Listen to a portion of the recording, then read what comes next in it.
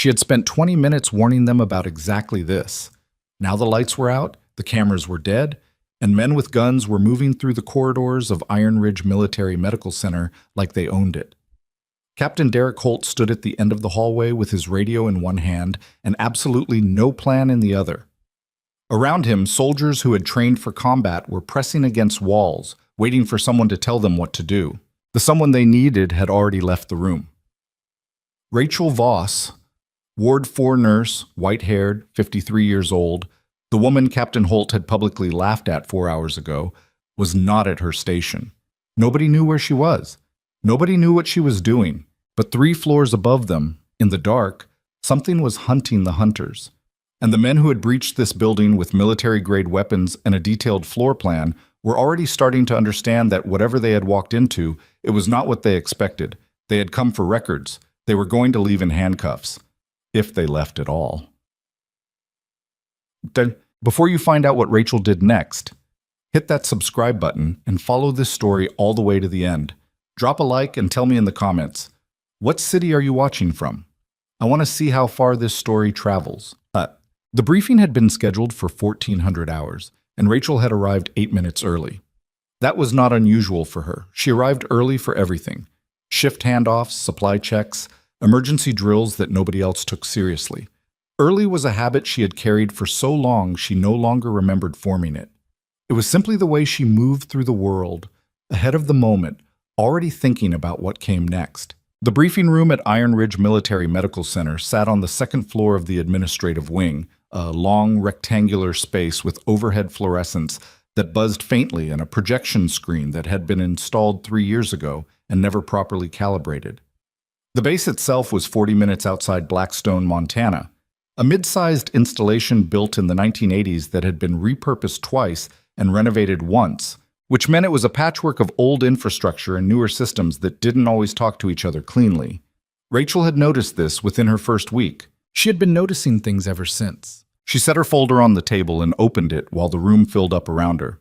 Captain Derek Holt came in last, the way captains did when they wanted to remind the room of their rank without saying it out loud. He was 38, career military, physically fit in the way that men who spend significant time at the gym tend to be. Broad shoulders, close-cropped hair going gray at the temples, a jaw that seemed engineered to look decisive. He ran the base's security operations, and he was good at the parts of the job that were visible. Perimeter drills, response time metrics, shift rotations posted on time. Rachel had reviewed all of it. She had also reviewed the parts he hadn't gotten to yet. All right. Holt dropped his own folder on the table without opening it and looked around the room. Quick briefing. Storms rolling in tonight. National Weather Service has it at Category 2 conditions by 2200. We're locking down non-essential entry points at 1800, running skeleton crew on exterior posts, standard winter protocol. He glanced at the window, where the afternoon sky had already gone the color of old pewter. Any questions before I go to the logistics breakdown? Rachel raised her hand. Holt looked at her the way people look at something unexpected on their plate. Not alarmed, just briefly recalibrating. Bennett. He used her cover name without hesitation, which told her he'd glanced at the roster but not much further. Go ahead. Voss, she said. Rachel Voss. I transferred from the Harmon Valley Clinic 6 weeks ago. Right, Voss. He said it like it didn't matter either way. She opened her folder and pulled out 3 pages she had printed that morning. I've been reviewing the facility's camera network as part of the ward integration process. I wanted to understand the building layout for emergency evacuation routing. I noticed the exterior coverage has some significant gaps. She slid the pages toward the center of the table, close enough for the people nearest to her to see the annotated floor plan she'd marked up in red. The northeast quadrant between buildings C and D has a 40-foot blind spot. The backup power relay for the camera system runs through a single conduit in sub-basement 2, and it's not on the redundant circuit. If that conduit goes down, you lose visual on the entire east side of the facility, and the keycard readers on the loading dock access points are cycling on a timing error. They're registering as locked, but they're actually unsecured for about 4 seconds during each cycle, roughly every 90 seconds. The room was quiet for a moment. Then someone near the back made a sound that was almost a laugh. Holt leaned back in his chair and looked at her with the expression of a man who is being patient about something he finds mildly irritating. "You're a nurse, Voss." "Yes." "You're a nurse who's been here 6 weeks." "That's correct." "And you've been reviewing our camera network." "I was reviewing evacuation routing," she said again. "The camera coverage gaps are relevant to that. If there's an emergency in the northeast quad and the east side cameras are down, first responders won't have eyes on the approach corridor, and that delays. Our security systems," Holt said, his voice carrying the particular flatness of someone closing a door, "are handled by people whose job it is to handle them. I appreciate the initiative. Stick to your ward."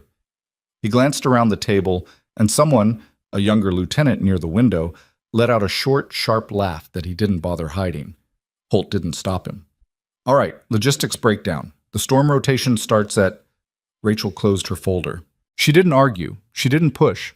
She simply pulled her annotated pages back across the table, slid them into the folder, and sat quietly through the rest of the briefing while Holt talked about shift rotations, and nobody looked at her. She had made her report. She had said what needed to be said. Whatever happened next was not going to be on her. Ward 4 occupied the east side of the building's 3rd floor, and by 1700 the storm had started in earnest. Not the full force of it, that was still hours away, but the advance edge, the kind of cold that pushed through every gap in the exterior walls and made the heating system labor audibly. Rachel made her rounds with the steady, unhurried efficiency that her patients had come to expect. Room 401. Sergeant First Class Donovan Marsh, post-surgical. A femur repair from a training accident 3 weeks prior, irritable and funny in roughly equal measure. Room 403. Corporal Yolanda Ferris, respiratory infection, responding well to antibiotics, due for discharge in 2 days. Room 407. Lieutenant Colonel Marcus Webb, 61 years old, recovering from a cardiac event, the kind of patient who checked his own vitals and had opinions about them. "Storm's supposed to be bad tonight," Webb said when she came in to check his chart. "It is." She adjusted the monitoring lead that had slipped slightly on his forearm. "You're not going anywhere, so it doesn't affect you. My daughter's driving up from Billings tomorrow. If it clears by morning, the roads will be passable by 10. She checked the readout, made a note. "Your resting rate is down 2 points from this morning. That's good." Webb studied her for a moment. He had the sharp observational quality of someone who had spent decades evaluating people under pressure, and it had not entirely left him in retirement from active command. "You were in that briefing this afternoon." She looked up. "I walked past the door when Holt was doing his logistics breakdown. I saw you coming out." He paused. "You had a look on your face." "What kind of look?" "The kind people have when they've said something they know is right and nobody listened." He watched her. "What did you say?" She considered telling him it was nothing. It would have been the easy response, the sensible one, the one that didn't pull a recovering cardiac patient into something he couldn't affect. But Webb was not a man who responded well to comfortable untruths, and she had figured that out inside the first week. "Security gaps," she said. "Camera blind spots, backup power vulnerability, keycard cycling error on the loading dock. Real problems. Nothing that takes more than a day to fix." She capped her pen. Captain Holt wasn't interested. Webb was quiet for a moment. "He's not wrong that it's outside your lane." "No, he's not." She moved toward the door. "He's wrong about everything else." She left before he could respond. The storm hit its first serious band around 1900 hours, and the windows in the ward corridor began to shake with a sound like sustained applause. Outside, the exterior lights caught the snow horizontally, sheets of it, moving fast, visibility dropping. Rachel stood at the corridor window for a moment and watched it, then went back to her station. The night shift supervisor, a compact and chronically overworked RN named Patricia Sowell, appeared at the nursing station at 1915 with coffee she had clearly been carrying for too long. "You doing okay up here?" "Fine. Marsh needs his pain management check at 2000 and Ferris is sleeping well. Webb's stable." "Good." Sowell set the coffee down, looked at the windows, looked back. "Big storm." "Yes." "You're not worried?" Rachel glanced at her. "About the storm?" "About anything." Sowell had the intuitive read of someone who had been a nurse for 20 years. She noticed things people were not saying. "You've been quiet all day." "I'm always quiet." "Quieter than usual." Sowell picked up her coffee again. "Holt's briefing didn't go well. Word travels." "Word travels fast on a small base." "It does." Sowell looked at her steadily. "For what it's worth, Yolanda Ferris told me the loading dock door on the northeast side has been weird for weeks. Won't latch right unless you push it hard.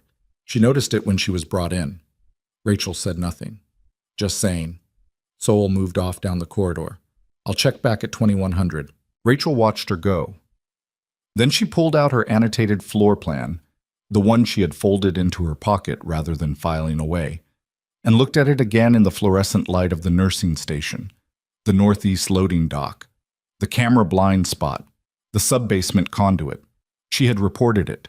She thought about what she would do if she were on the other side of this situation, if she were planning an approach to this building on a night when the cameras would be compromised by weather, when the staff was reduced, when the external security posts were pulled back to skeleton positions, if she had 4 seconds every 90 seconds on the loading dock door, if she knew the east side cameras ran off a single conduit that could be cut. She folded the paper back into her pocket and walked to the supply closet at the end of the corridor.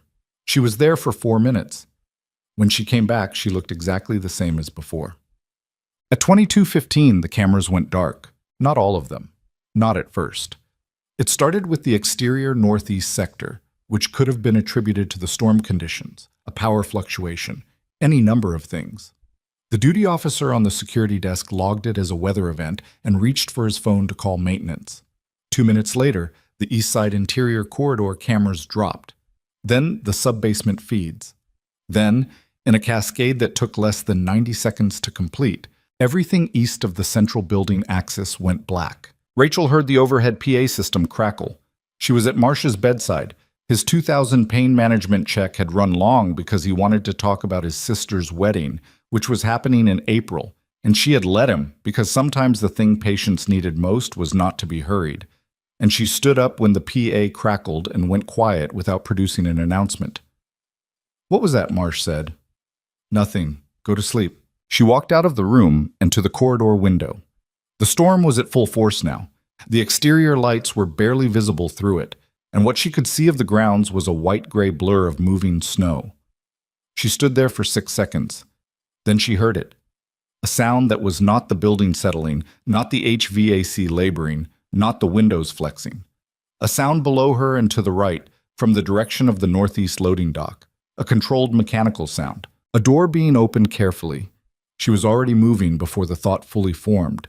She did not go to the nursing station to call it in. She did not reach for the desk phone or her radio.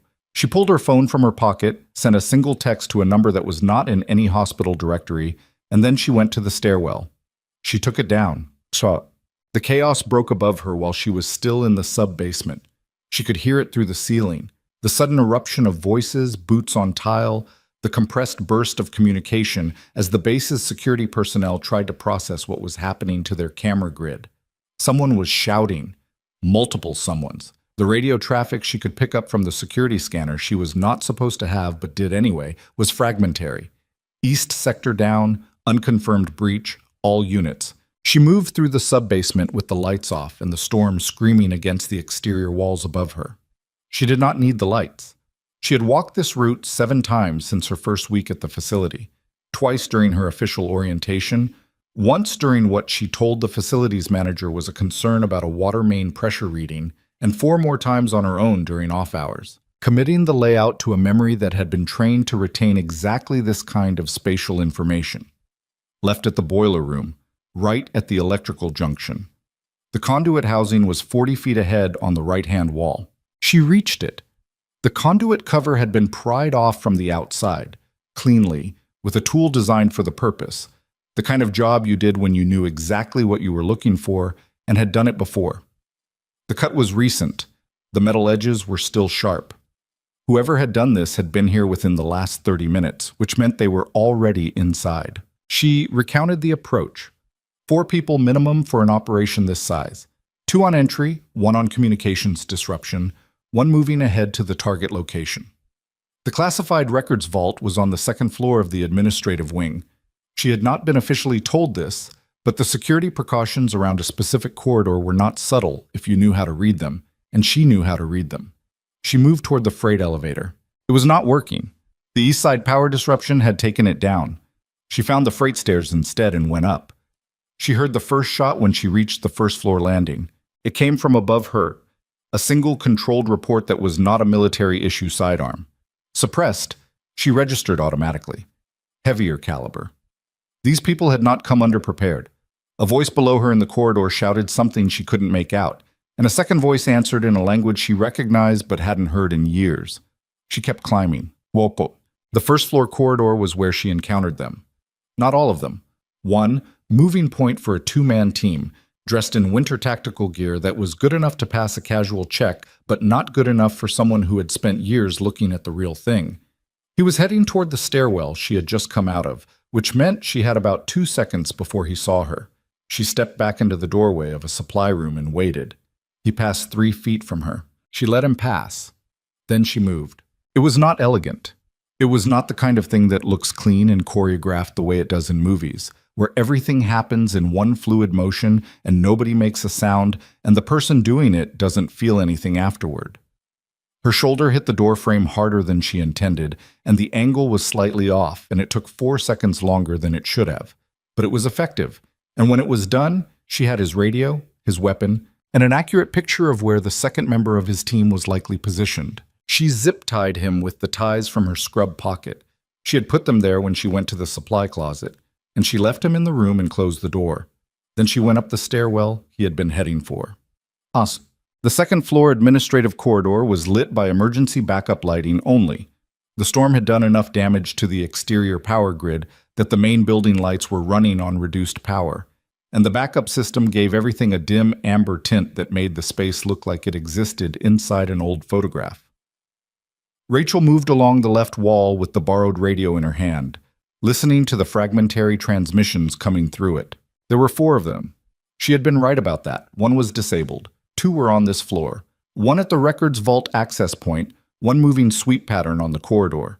The 4th was on communications, outside, and that one was a problem she would deal with separately. The building's intercom system had a master control panel at the end of the corridor, a relic of the original 1980s installation that had been maintained out of institutional habit rather than regular use. She had found it during her second unofficial tour of the building. It still worked. She had tested it. She reached it. She pressed the channel that broadcast to the entire facility. "Wrong place," she said. Her voice was steady. It was a voice she had not used in years, and it came back like muscle memory, which it essentially was, a particular register of calm that had nothing gentle in it. "Wrong night." She let it sit for a second. "You're trapped in here with me." She released the button and moved immediately because she knew what the next 30 seconds would look like. Recalibration, communication between the remaining team members, an attempt to locate the source of the transmission. She was already 2 corridors away by the time the nearest one started moving toward the intercom panel. She let him go there. She went the other way. The records vault access point was at the end of the east wing, a heavy security door set into a reinforced frame, the kind that required both a keycard and a code. The man positioned in front of it was working on the keycard reader with a device she recognized as a sophisticated magnetic emulator. Expensive, specialized, the kind of equipment that didn't get sourced through casual channels. He didn't hear her coming. She made sure of that.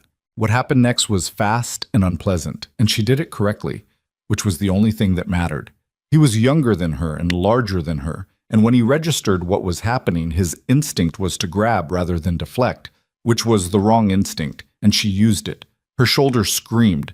She had taken a hit during the first floor contact that she had not fully registered yet, a bruising impact against the doorframe that was going to make itself known later with considerable insistence. But she had worked through worse, and she would work through this. He was zip-tied and secured before the man she had sent toward the intercom panel made it back to the corridor. She straightened up. Her shoulder was wrong. She assessed it in the clinical, detached way she had learned to assess damage during a situation, not denying it, not amplifying it, just filing it accurately and setting it aside. Rotator cuff impact, possible minor separation, not immediately debilitating. She could continue. She picked up the magnetic emulator and put it in her pocket. Then she keyed the intercom panel on the wall. Every corridor on this floor had one, part of the same outdated system. And she said, "Records vault is secure. You're down 2. The third one I'm about to go find." The radio in her other hand erupted with something sharp and furious in that language she hadn't heard in years. She let it run. Then a different voice came through the radio. Controlled, American accented. The communications operative outside. "We're extracting. Abort." She pressed the transmit button on the recovered radio. "You're not extracting anywhere," she said. "There's a team on your position. They've been there for 6 minutes." There was a pause. "Who is this?" She didn't answer that, because at that moment, through the window at the end of the corridor, the one that looked out over the north face of the facility, past the storm-battered exterior lights, she saw something that cut through the noise and the cold and the dull, insistent throb of her damaged shoulder and landed with the weight of something she had not planned for.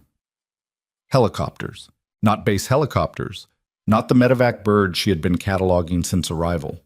These were larger, darker, moving without exterior running lights, dropping through the storm with the kind of precise, purposeful descent that told her everything about who was flying them before they even touched ground. They were not here for the smugglers. They were here for something else. Or someone else. Rachel stood at the corridor window and watched the helicopters land. And for the first time since 2215, she felt something she had spent a long time trying not to feel.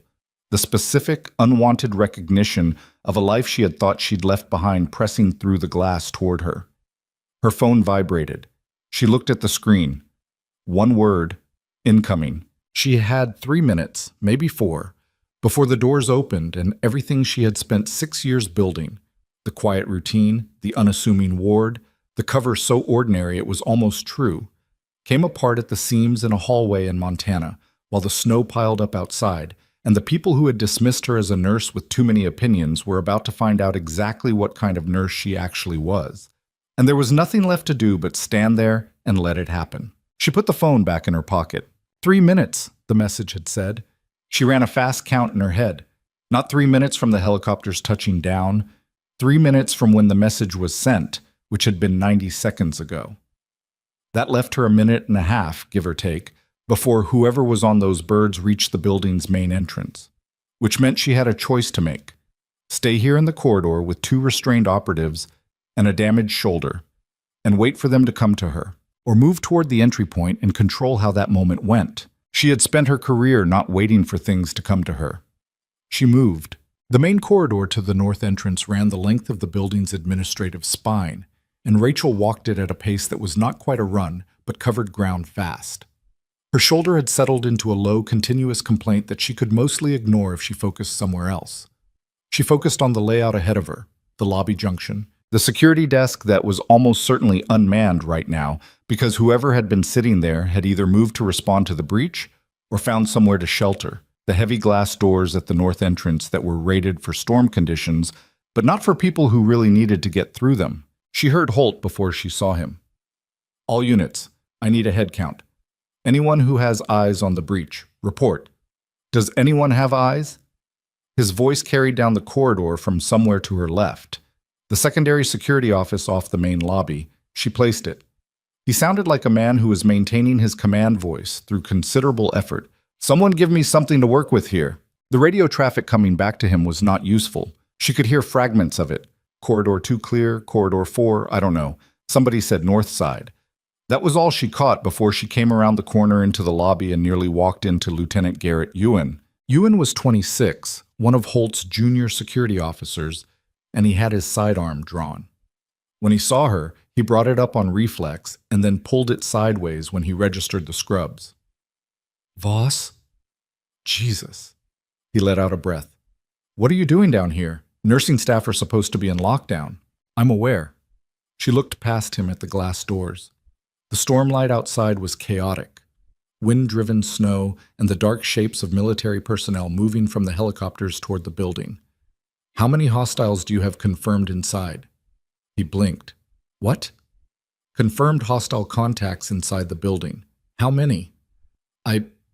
We think 2, maybe 3. We're still..." He stopped. How do you know there are hostiles inside? Because I secured 2 of them on the second floor east wing. One is zip-tied in a supply room on the first floor. There's a 4th operative outside on communications. He was positioned north of the building. He may have extracted when the helicopters came in. She watched the doors. The figures outside were almost at the entrance. The vault access point is secured. The magnetic emulator they were using to bypass the keycard reader is in my right pocket. She looked back at Ewan. Tell Captain Holt. Ewan stared at her. Now, she said. He reached for his radio with the expression of someone who had just discovered the floor was a different height than expected. The doors opened. They came in out of the storm the way people come in when they've been moving fast and intend to keep moving. Not aggressive, not in any way that read as threatening to someone who knew how to read it, but with a particular quality of momentum that said clearly that this was not their first building and not their first night like this one. 3 of them in front, 4 visible behind. Tactical gear that was not the same as the operatives she'd dealt with upstairs. This was military, federal, the real thing. The lead figure pulled off his balaclava and Rachel looked at him. She had known this was coming from the moment she saw the helicopters. She had told herself she was prepared for it. She was wrong. In the specific way you are always wrong when you think preparation is the same thing as readiness. General Arthur Maddox was 60 years old, broad across the shoulders in a way that had not diminished with age, with a face that had been weathered by years of sustained outdoor operation into something that looked like geography rather than skin. She had last seen him 4 years ago in a debrief room at a facility she had no reason to name. He had looked at her then the way he was looking at her now, like she was a problem he understood too well to be comfortable with. "Voss?" he said. "General?" He glanced at her shoulder. Not quickly. He looked at it the way a medic looks at something, assessing. "You're hurt." "I'm functional." "That's not what I asked." "No," she agreed. "It's not." Behind her, Holt appeared from the secondary security office. She heard him stop when he saw the general's insignia, heard the small recalibration in his breathing that people make when they suddenly understand they are standing in a room with someone significantly above their pay grade. "General, I'm Captain Derek Holt, base security. I know who you are, Captain." Maddox didn't look at him. He was still looking at Rachel. "I need a status on the breach." Holt started. "I was asking her." The lobby went very quiet. Rachel walked Maddox through it in under 2 minutes. 4-person team, professional, well-resourced, targeting the second-floor records vault. Entry through the northeast loading dock, which had a cycling fault on the keycard reader. She mentioned this without looking at Holt. And a camera blind spot in the northeast quad. The sub-basement conduit had been cut. 2 operatives restrained on the second floor, 1 on the first floor. The 4th had been positioned outside and may have attempted extraction when the helicopters arrived. "We have him," said one of the agents behind Maddox. "He was 50 meters north of the building. Didn't get far." "Good." Maddox finally looked away from Rachel. "I need those 3 secured and transported in the next 20 minutes. Start upstairs." He turned to the agents and gave 3 fast, specific instructions that resulted in immediate, quiet movement toward the stairwells. Then he looked at Holt. "Captain, I need your security office and a quiet room." In that order. Holt said, "Yes, sir," in a voice that had lost most of its usual authority. Maddox turned back to Rachel. "You," he said, "need to sit down somewhere. Your shoulder is worse than you're letting on." Your ward is being managed. I have a medical officer with me." He studied her. "When did you know they were coming?" She considered the question. Not the answer. She had known the answer since before she'd walked into that briefing room. But the question, what it implied, the shape of the conversation that was about to happen in a quiet room while the storm pressed against the building outside, and the people who had dismissed her as a nurse spent the night recalibrating everything they thought they knew. "When I reviewed the security layout," she said, "this facility has classified materials on the second floor and 3 structural vulnerabilities that could be combined into a single clean approach. That kind of combination doesn't happen by accident." She paused. "I didn't know it would be tonight. I thought it was a matter of weeks." "You reported it. This afternoon to Captain Holt." Maddox's expression didn't change exactly, but something around his eyes shifted in a way she recognized. He had a very controlled face, but she had been reading it for years. "Walk with me," he said. The security office was a 12 by 14 room with a metal desk, a bank of monitor screens that were currently showing a patchwork of working and dark camera feeds, and a whiteboard that had a storm rotation schedule on it in blue marker. Maddox closed the door behind them. One of his people, a woman in her early 40s with a federal ID clipped to her vest, stayed inside the room. Holt hovered at the threshold, and Maddox looked at him once, and he stepped back and the door closed. Rachel sat down, which she needed to do more than she wanted to admit. "You look tired," Maddox said. "It's been a long evening." "I meant generally." He pulled up a chair across from her and sat, which was not something he did as a rule.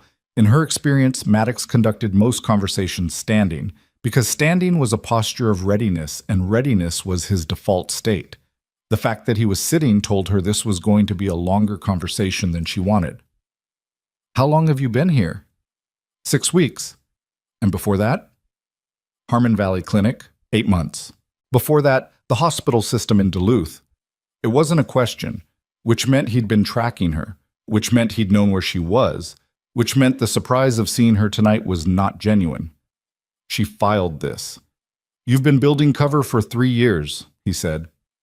"I've been working as a nurse for 3 years, she said carefully. "Which is what I am." "You're a lot of things, Voss." He leaned forward slightly. "The team that came through your loading dock tonight, you know who sent them." She did. She had worked that out in the sub-basement while she was looking at the cut conduit. The method, the equipment, the specific vault they were targeting. It was not random. It was information specific, and the only people who knew exactly what information was in that vault were people with access to a particular set of classified briefings. The smugglers were hired by someone who knew too much about this facility's contents to be an outsider. "There's a leak," she said. "There's a leak," Maddox confirmed. He was watching her the way he always watched her, like she was a document he was trying to read for subtext. "It's been active for at least 18 months. We've been tracking the pattern. Tonight was a controlled operation. We knew the approach window. We had eyes on the team from the moment they left Billings. We let it run." He paused. "We needed to know where it ended." She looked at him for a moment. "You use this facility as a trap." "We use this situation as a trap. There's a difference. There are patients on the 3rd floor who were never in the approach corridor." He didn't say it defensively, but he didn't flinch from it either. "We had agents in position at the building perimeter. If the team had deviated from the vault target—" "They didn't deviate," she said, "because I was ahead of them. Not because your perimeter agents were." She let that sit. "If I hadn't been here, what was the contingency?" Maddox said nothing. "That's what I thought." She stood up, because she needed to move and because she did not entirely trust herself to maintain the right kind of stillness while sitting still. Her shoulder barked at her. She ignored it. "What's in the vault, Arthur?" It was the first time she'd used his name, and she did it deliberately because there is a specific quality to conversations between people who have worked at the level they had worked and are now pretending they have not, and she was done pretending. He looked at her for a moment. "Personnel files," he said finally. "Specifically files relating to Meridian." She stopped moving. Meridian was not a word she had expected to hear tonight.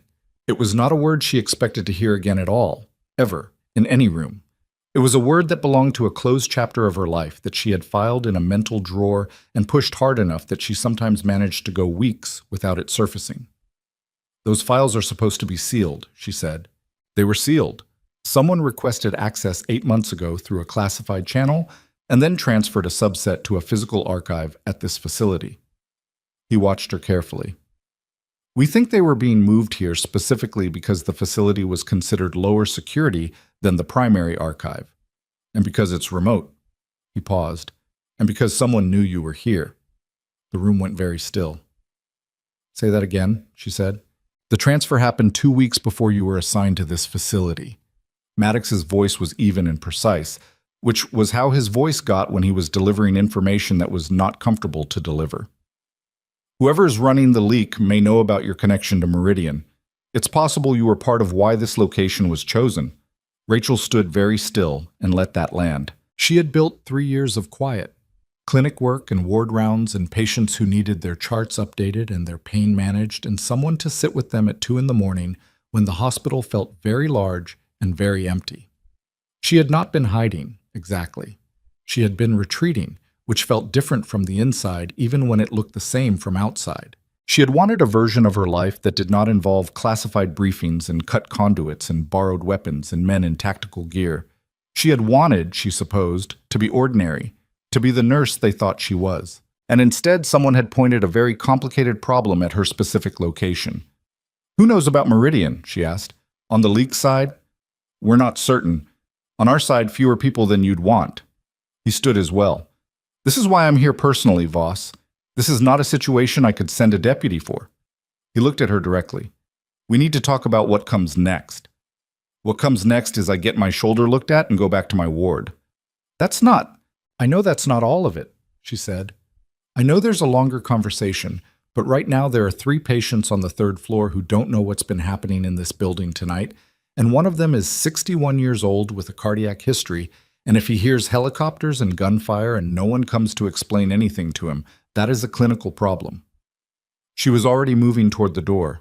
"Your medical officer can look at my shoulder while I check on my patients, and then we can have whatever conversation you've flown through a Category 2 storm to have." Maddox watched her for a moment. "You haven't changed," he said, and she could not entirely tell if it was a compliment. "You can decide if that's a problem later," she said, and walked out. The 3rd floor ward was, to her relief, intact. Patricia Sowell was at the nursing station with the controlled, slightly elevated alertness of someone who has managed an emergency without anyone telling her officially that there was an emergency. 2 of the junior ward staff were with her. Nurse practitioner David Pham, who was 28 and very good under pressure, and a nursing assistant named Corinne Bates, who was clearly frightened but holding it together. "We heard shots," Sowell said the moment Rachel came through the stairwell door. Her eyes went immediately to Rachel's shoulder. There was a visible impact discoloration through the scrub fabric by now. "What happened? We've had no communication from security for 40 minutes. "The situation is contained," Rachel said. "Building is secure. There are federal agents on site." She glanced at Pham. "How are the patients?" "Marsh is awake and asking questions. Ferris slept through most of it. Webb?" He stopped. "Webb got out of bed." She closed her eyes for half a second. "Where is he?" "He's at the window at the end of the corridor. We tried to get him back to bed, but he wouldn't." She was already walking. Webb was standing at the north-facing corridor window in his hospital gown and the compression socks she'd made him put on 2 days ago, looking down at the grounds where Maddox's helicopter sat in the storm-battered exterior lights. His monitoring leads had pulled loose at some point, and his cardiac sensor was alarming softly somewhere behind her, which she turned off at the wall panel as she passed it. "Colonel," she said, "there are federal birds down there," he said without turning. "Blackhawks modified for personnel transport, not medevac. The people getting off them are not base personnel." He turned then. His face was sharper than it had been this afternoon, the specific alertness of a man whose body was mending but whose mind had lost none of its edge. "What happened in this building tonight?" She sat down on the window bench, not because she needed to, but because it lowered her height below his and changed the geometry of the conversation, made it less clinical, less nurse to patient. He noticed this. He noticed everything. "Security breach," she said. "Armed team targeting the 2nd floor records vault. They're restrained." The vault wasn't accessed. He looked at her shoulder. "Before you ask," she said, "it's soft tissue. I'm going to have a federal medical officer look at it in a few minutes." Federal medical officer. He sat down across from her, on the window ledge, which she wanted to tell him was too cold, but didn't. "The people off those helicopters." "Yes." He was quiet for a moment. "You knew this was coming," he said. Not an accusation, an observation. "This afternoon, when you came to check my chart and I asked about the briefing, you'd already figured it out." She didn't answer immediately. "I'd assessed the probability," she said finally. "I didn't have a timeline." "But you were prepared." "I'm always prepared." She paused. "I wasn't prepared for the helicopters, not tonight." He looked at her steadily. "Who are you, Voss?" It was the question she had been not answering for 6 weeks, and she had given good not answers, the kind built from enough genuine truth that they held up under casual inspection. But Webb was not casual, and the hour was too late, and her shoulder hurt too much for her to spend energy on another careful deflection. "A nurse," she said. "That part's not a lie." I have a current RN license. I've been working clinical for 3 years. I know what I'm doing in that ward. She looked at him. The rest of it is complicated. The rest of it stopped 4 armed men from accessing this facility's records. Yes, he nodded slowly. The helicopter lights outside threw shifting shadows across his face. I spent 31 years in the Army, he said. I know what I'm looking at when I'm looking at it. The way you move, the way you read a space when you come into it, the way you went quiet in that briefing this afternoon, and it wasn't because you were embarrassed. He paused. Whatever you were before you were a nurse, it mattered. It did, she said, for a long time. And now? She thought about the name Maddox had said in the security office. Meridian. The files that had been moved to this facility, the possibility that someone had pointed something specifically at her. Now, she said, I'm not sure the before is as finished as I thought it was. He said nothing to that. The storm pressed against the window beside them, and the snow was still coming down. And 3 floors below them, federal agents were processing an operation that was going to generate paperwork for months and change several people's lives in permanent ways. Go get your shoulder looked at, he said finally. Then come back and tell me if I need to be concerned about my discharge timeline. She almost smiled. Your discharge timeline is unaffected. Good. He stood carefully. And Voss, for what it's worth, what you did tonight, you didn't have to do it the way you did. She looked at him. You could have called it in and stayed in the ward, he said. By anyone's standard, that would have been the reasonable choice. He met her eyes. You didn't make the reasonable choice. No, she said. Why not? She thought about it honestly. She had been asking herself the same question since she hit that first-floor stairwell landing, since she heard the sound of the loading dock door and felt her body move before her conscious mind had fully signed off on the decision. She could construct logical answers: containment, patient safety, the vault, the records. And they were all true, but they were not the core of it, because I knew what was happening, she said, and no one else in this building did. And that meant it was going to be me whether I decided it was going to be me or not. She stood as well. The reasonable choice only exists when someone else can make the unreasonable one. Webb was quiet for a moment. Get your shoulder looked at, he said. She left him at the window and walked back down the corridor toward the stairwell. Pham was at the nursing station, watching her. Sowell was watching her too. She gave them both the look that meant stay on task and pushed through the stairwell door. The federal medical officer was a compact, economical woman named Dr. Sandra Okafor, who performed the shoulder assessment with the minimal dialogue of someone who has evaluated injuries under field conditions and considers excessive conversation a waste of clinical time.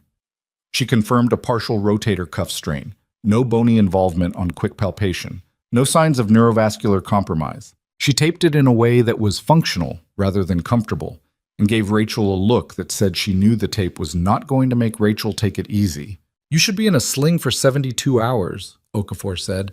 I know. But you're not going to wear one. Not tonight. Then at least stop using it for anything that requires rotation above shoulder height. Okafor stripped off her gloves. The general wants you in the security office in 10 minutes. Rachel was already moving. Holt was in the security office when she got there, standing in the corner with his arms crossed, and the expression of a man who has spent the past 2 hours discovering that his understanding of his own situation was substantially incomplete. Maddox was at the desk. 2 of his people were positioned near the door. A third, a younger agent with a laptop, was at the table with a series of documents open that Rachel caught only a fragment of before the agent angled the screen away. She noted the agent's instinct and what it suggested about what was on the screen. Maddox looked up. Sit. I'll stand. Your shoulder. Okafor taped it. I'm fine. She looked at Holt briefly, then back to Maddox. What do you need from me? Start with a debrief on your contact engagements tonight. Full account, timestamps if you have them, any details on the operatives, equipment, communication patterns, the language you mentioned. She gave it to him.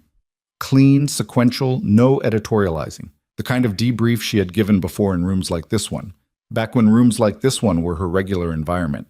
She watched him and his people listen with the particular attention of people who are not just recording what she's saying, but cross-referencing it against information they already have.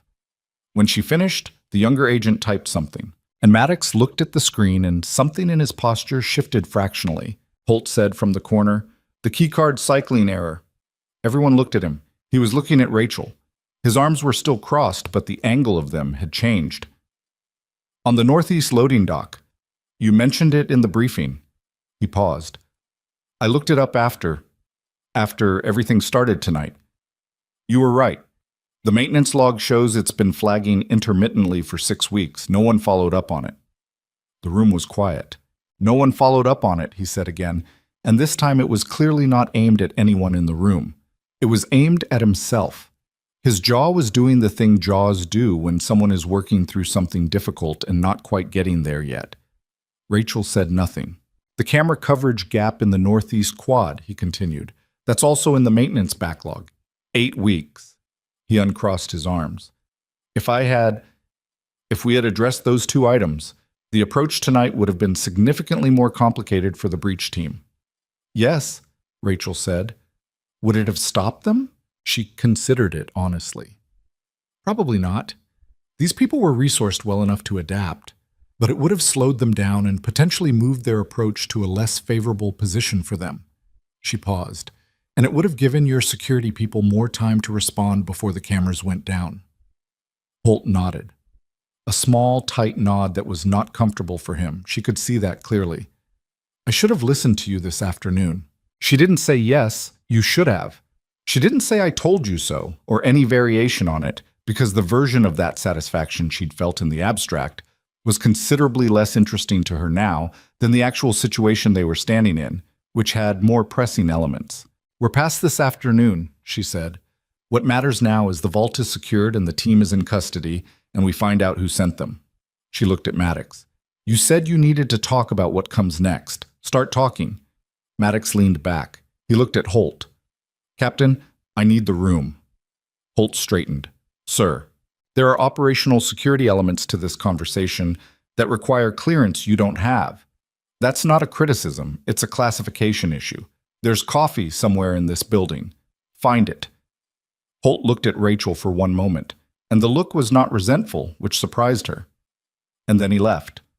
The door closed. Maddox put his hands flat on the desk. "The Meridian files," as he said. "The subset that was transferred here.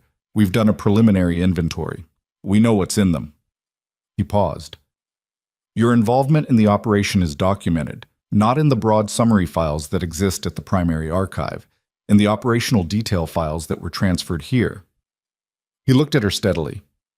"Whoever's running this leak has access to the original classification structure, which means they have access to a fairly short list of people. We've been narrowing it for 8 months. And tonight's operation gives us enough to get to the next level of the list." He exchanged a look with the agent near the door. "We arrested 4 people tonight. The communications operative is talking already. Not fully, but enough to give us a thread. The thread leads somewhere." He paused. "It leads toward someone you know." The room went very still again. She had learned to be careful about what she assumed when people said things like "someone you know." The instinct was always to leap to the obvious name, the face that surfaced fastest, and that instinct was usually wrong, which was why she waited. "Tell me," she said. "We think the leak originates inside the task force structure. Not on the edges of it, not a contractor, not an adjacent agency. Inside." He watched her face. The access pattern, the specific files, the transfer authorization. It's someone with deep institutional knowledge of Meridian and its personnel. She thought about the list. The people who had been inside Meridian at the operational level, who would know the file structure, who would have the clearance and the specific institutional knowledge to move classified materials through a channel without triggering the standard flags. The list was short, uncomfortably short. And then Maddox said a name. It was not the name she expected, it was the name she had trusted, the kind of trust that is built not through friendship, but through years of operational reliance. The kind you put in a person when your safety and the safety of others depends on their judgment, and they have never given you reason to question it. The kind of trust that, once broken, does not produce grief. It produces something colder. She stood very still. "We don't have confirmation yet," Maddox said carefully. "It's a pattern, not proof. But the pattern is strong enough that I flew through a Montana blizzard to tell you personally, because if we're right, he stopped. If we're right, then you need to understand that the people who moved those files to this facility, to your location, may not have been after the records. She looked at him. They may have been trying to surface you, he said, to draw you out of the cover you've been building. And if that's the case, then whoever is behind this knows enough about Meridian, about you, specifically, to use it as a mechanism. The heating system ran. The storm ran. Somewhere in the building, someone was talking on a radio. Then they know I'm here, she said. We have to assume they know you're here. Which means staying changes everything. Yes. And leaving also changes things. He met her eyes. We need to have a conversation about what your options look like from here. Some of them you're going to like. Some of them you're not. He paused. But before we have that conversation, I need you to understand something. She waited. Whatever you built here, whatever the last 3 years were supposed to be, it's not over because of tonight. That's your choice to make, not mine, not the task force's. He said it plainly, which was the only way he knew how to say anything. What happened in this building tonight, the way you handled the breach, the vault, the operatives, that was not nothing. The people upstairs saw it. Holt saw it. My people saw it. He paused. You are not invisible anymore. She had known this the moment she walked to that intercom panel and pressed the button. She had known it before that. She had known it when she heard the loading dock door and started down the stairwell. She had known, on some level, that she was making a choice that would cost her the ordinary life she had been carefully constructing, and she had made it anyway, for the reason she had given Webb at the corridor window. Because she was the one who knew, and no one else did. And that was sufficient. It was sufficient. It just hurt, a little, in a way she hadn't expected. Tell me about the options, she said. Maddox opened his mouth to answer, and then the agent near the door said, quietly, and with the particular flatness of someone reading something they don't want to read out loud, General, you need to see this. He handed Maddox the laptop. Maddox looked at the screen for 4 seconds. His face did not change, which was the tell. Maddox's face only went fully neutral when he was looking at something serious enough to require deliberate suppression. He turned the screen toward Rachel. She read it. It took her 6 seconds, which was 5 seconds longer than it should have taken, because the first time she read it, she didn't believe what it was saying, and she needed to read it again. It was an intercept. Recent. The timestamp was 11 minutes ago. A communication fragment, partially decoded, from a channel that had been under surveillance for the past 8 months as part of the leak investigation. It contained her name, her real name, not Voss. Her name before Voss, the one that existed in the Meridian operational files and exactly nowhere else. And it contained the name of the patient in room 407 of her ward, Lieutenant Colonel Marcus Webb. And it contained a question, is he still in the building? She read it a third time. The intercept timestamp was 11 minutes ago. The channel had been dark for 6 weeks. She did not know this because Maddox had told her. She knew it because she understood how these surveillance operations ran, and 6 weeks of silence followed by a message this specific meant one of two things. Either the person sending it had believed the channel was clean, or they had wanted it found. Neither option was comfortable. She set the laptop down on the desk with the particular care of someone making sure their hands are doing something controlled while their mind processes something that wants to move fast and cannot afford to.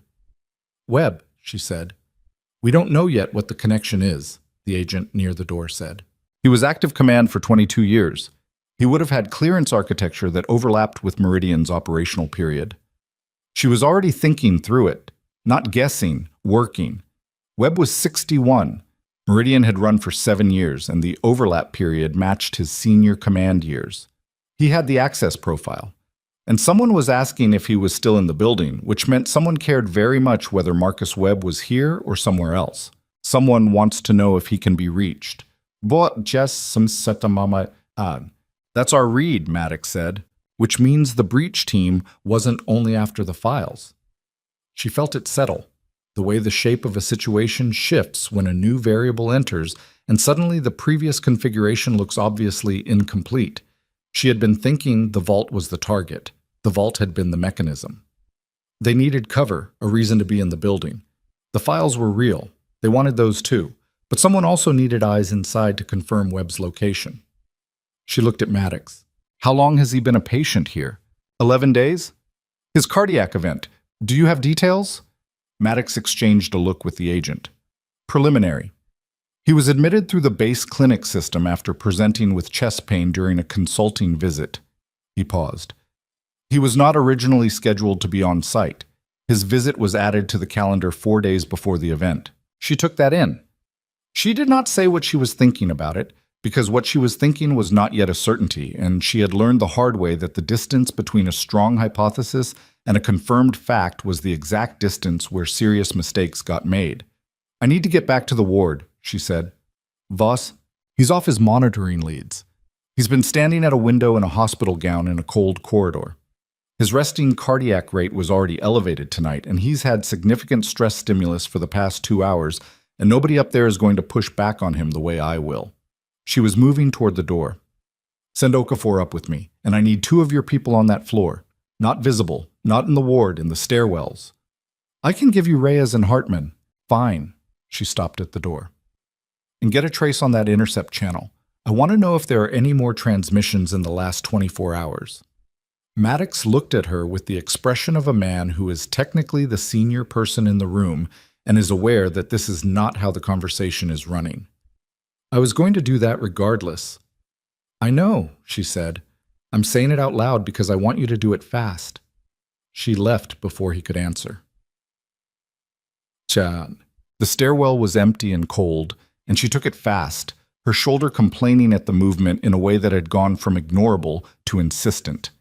The tape Okafor had applied was doing its job, but the joint wanted rest, and instead it was getting 3 flights of stairs at pace, which was the gap between what injuries needed and what situations allowed. She filed it under later and pushed through the 3rd-floor stairwell door. The ward corridor was exactly as she had left it, which was mildly surprising given the night's general trajectory. Sowell was at the nursing station. Pham was doing a check on Ferris. Bates had disappeared. Probably on break, probably badly needed. The monitoring system was running with the quiet authority of electronics that don't know or care what's been happening 3 floors down. Webb was not at the window anymore. She exhaled. He was in room 407, she discovered, back in his bed, which was where he was supposed to be. He had reconnected 2 of the 3 monitoring leads himself, which was exactly the kind of thing he would do. The 3rd lead was dangling loose at his side when she came in, and she picked it up and reattached it without saying anything about it. Cardiac rate is a little elevated, she said, reading the monitor. I've had a stimulating evening. 94. That's higher than I want. She pulled the chair from the corner to his bedside. Not the distant chair she usually used for charting, the closer one. He watched this without comment. I need to ask you some questions, and I need you to answer them carefully. He looked at her. Not medical questions, she said. Something in his posture shifted. Not tensed. He was already alert, but oriented. The way a person orients when they understand the conversation has changed categories. All right.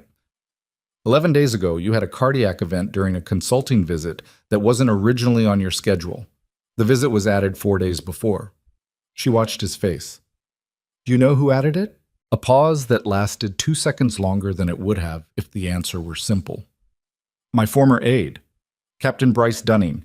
He reached out to say there was a request from the base commander's office, a logistics review panel that needed someone with my background. His eyes were steady. I hadn't spoken to Dunning in 8 months. Was that unusual? For him to reach out? No. For the timing, yes. He was thinking through it, she could see. Not performing the thinking, actually doing it. I didn't question it because the request looked legitimate on the surface. Signed paperwork, correct headers, the right format. He paused. Are you telling me it wasn't? I'm telling you I don't know yet. She kept her voice level. Your cardiac event. How did it present? Standard. Chest pressure, left arm discomfort, elevated perspiration. I've had a minor arrhythmia history going back 5 years. The cardiologist here confirmed it's consistent with that. He looked at her with the particular alertness of a man who has just reframed something. You're asking if it was induced. I'm asking if you know. No, he said. I don't know. He held her gaze. Should I? She did not answer that directly because the honest answer required information she was not ready to put in front of him yet. The people who came through this building tonight were after the records vault, but there's a secondary element we're working through. She watched him. Someone sent a message asking whether you were still in the building. In the last hour. The room was quiet. The monitor ran. Outside, the storm was easing. Not over, but the worst band had passed, and the windows had stopped shaking. I see, Webb said. He said it quietly, in a voice that had processed something significant and chosen not to perform a reaction to it. That restraint, that specific quality of it, was something she recognized. It was the restraint of someone who had been in high-stakes situations enough times that their initial response to new information was assessment rather than emotion. Someone needed to know if they still had access to me. That's the working hypothesis. Which means the breach tonight was partly cover. Possibly. He looked at the ceiling for a moment. Dunning, he said. Not a question, a placement. I can't confirm that. You don't have to. He looked back at her. Bryce Dunning had access to my schedule, my medical history, my contact protocols. He had clearance that would have put him in proximity to certain classified structures during the 3 years he worked with me. He was working through it with the systematic thoroughness of someone who has spent decades making command decisions. And he reached out 8 months ago as well, not to arrange a visit. He wanted a reference letter for a federal contracting position. A pause. I wrote it. Did he get the position? I don't know. I never heard back from him after I sent it. His jaw tightened fractionally. Which, in retrospect, don't, she said. He looked at her. Don't spend energy on retrospect right now. It doesn't help your cardiac rate, and it doesn't help me. She stood. I need you to do something difficult, and I need you to do it without asking me to explain everything first. What? Stay in this bed. Don't use the call button unless it's clinical. Don't go to the window. Don't talk to anyone on this floor about what we've just discussed. She met his eyes. There are 2 federal agents going into the stairwells adjacent to this ward in the next 5 minutes. They're here for your safety. I need you to not notice them. He studied her for a long moment. You're protecting me. I'm doing my job. No, he said. You're doing more than your job, and you've been doing more than your job for 6 weeks. The job description does not include what happened in this building tonight. He held her gaze. Why? She thought about giving him a functional answer, a professional answer. She had a good one ready. Something about patient safety, facility security, the convergence of available information and necessary action. All of it true. Because you're my patient, she said instead, and I'm good at this. It was the most honest thing she'd said in 3 years, and it surprised her, a little, how simple it felt to say it. She left him with the monitor running and went back to the corridor. What? Okafor arrived on the 3rd floor at the same time as Reyes and Hartman, Maddox's people. A tall, angular man in his late 30s and a woman who moved with the particular economy of someone trained in close protection work. Rachel put them at the north and south stairwell doors and gave them the look that meant visible to me, invisible to everyone else. And they understood it without explanation, which told her they were good at their job. Okafor looked at Rachel's shoulder without being asked to. You've been rotating it. Minimally. Minimally is still rotation. She adjusted the tape with 2 practice movements that were more uncomfortable than she let show. The general wants a debrief update in 40 minutes. I'll be there. Rachel flexed her fingers. The sensation was normal, which was what mattered. I need you to pull Webb's admission chart and his cardiac workup. All of it. The enzyme panels, the rhythm strips, the attending physician's notes. Everything from the initial presentation. Okafor looked at her with the flat assessment of a physician being asked something clinical by someone who is technically not a physician. You're looking for something specific. I want to know if his arrhythmia presentation was consistent with spontaneous onset, or if there's any indication of a chemical trigger. She kept her voice even. Beta-agonist exposure, sympathomimetic, anything that would accelerate an existing arrhythmia to a symptomatic event without leaving an obvious marker. Okafor was quiet for a moment. That's a specific list. Yes. If you're right about what you're looking for, it's going to be difficult to confirm from a standard admission workup. The window for most of those compounds to show on a panel is narrow. I know, but the rhythm strip pattern might tell us something about onset speed, and I want to look at the attending's notes on his admission vitals sequence, specifically the rate of escalation. She paused. If someone wanted to induce a cardiac event in a patient with a known arrhythmia history that was enough to require hospitalization, but not enough to be fatal, there's a range of compounds that could do it, and a dosing window that narrows the field. How do you know that? Rachel looked at her steadily. Get me the chart. Okafor held her gaze for exactly 3 seconds, then turned and went toward the nursing station. Rachel stayed in the corridor and listened to the building. The storm outside was running quieter now. The screaming edge of it had passed, leaving a steadier, heavier snowfall that pressed against the windows without the violence of earlier. The building's heating system was working normally. The lights were back on the east side. She could see the difference in the corridor illumination compared to an hour ago. Somewhere below, federal agents were processing the people she had zip-tied, which produced a feeling she could not entirely name. Not satisfaction. Something flatter and more durable than that. Her phone vibrated. Maddox. Trace on intercept channel came back, 2 additional transmissions in the last 6 hours. One is fragmentary. We're still working it.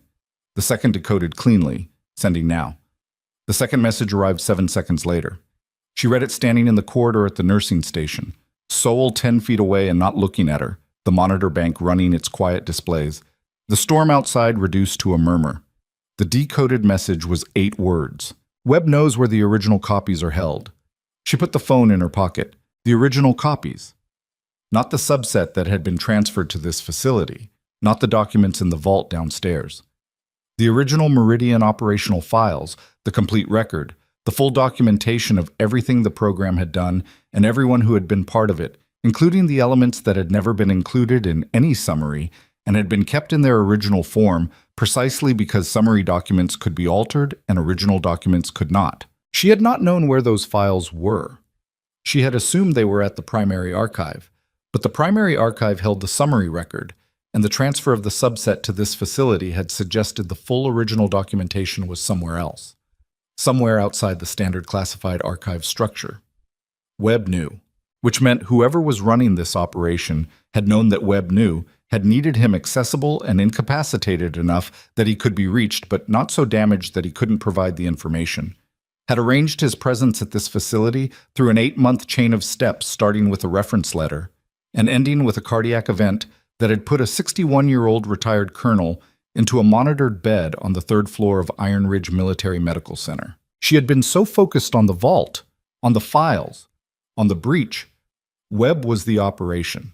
She turned and walked fast back to room 407. He was still in the bed, still on the monitor, still awake because Marcus Webb was not a man who slept when his mind was running. He read her face when she came through the door, and he put his hands flat on the blanket and waited. "The Meridian original files," she said, and she watched his face when she said it. He did not perform surprise. He processed it, a brief internal adjustment, a small compression around the eyes. "How long have you known about Meridian?" he asked. "I was part of it." Another adjustment, slower this time.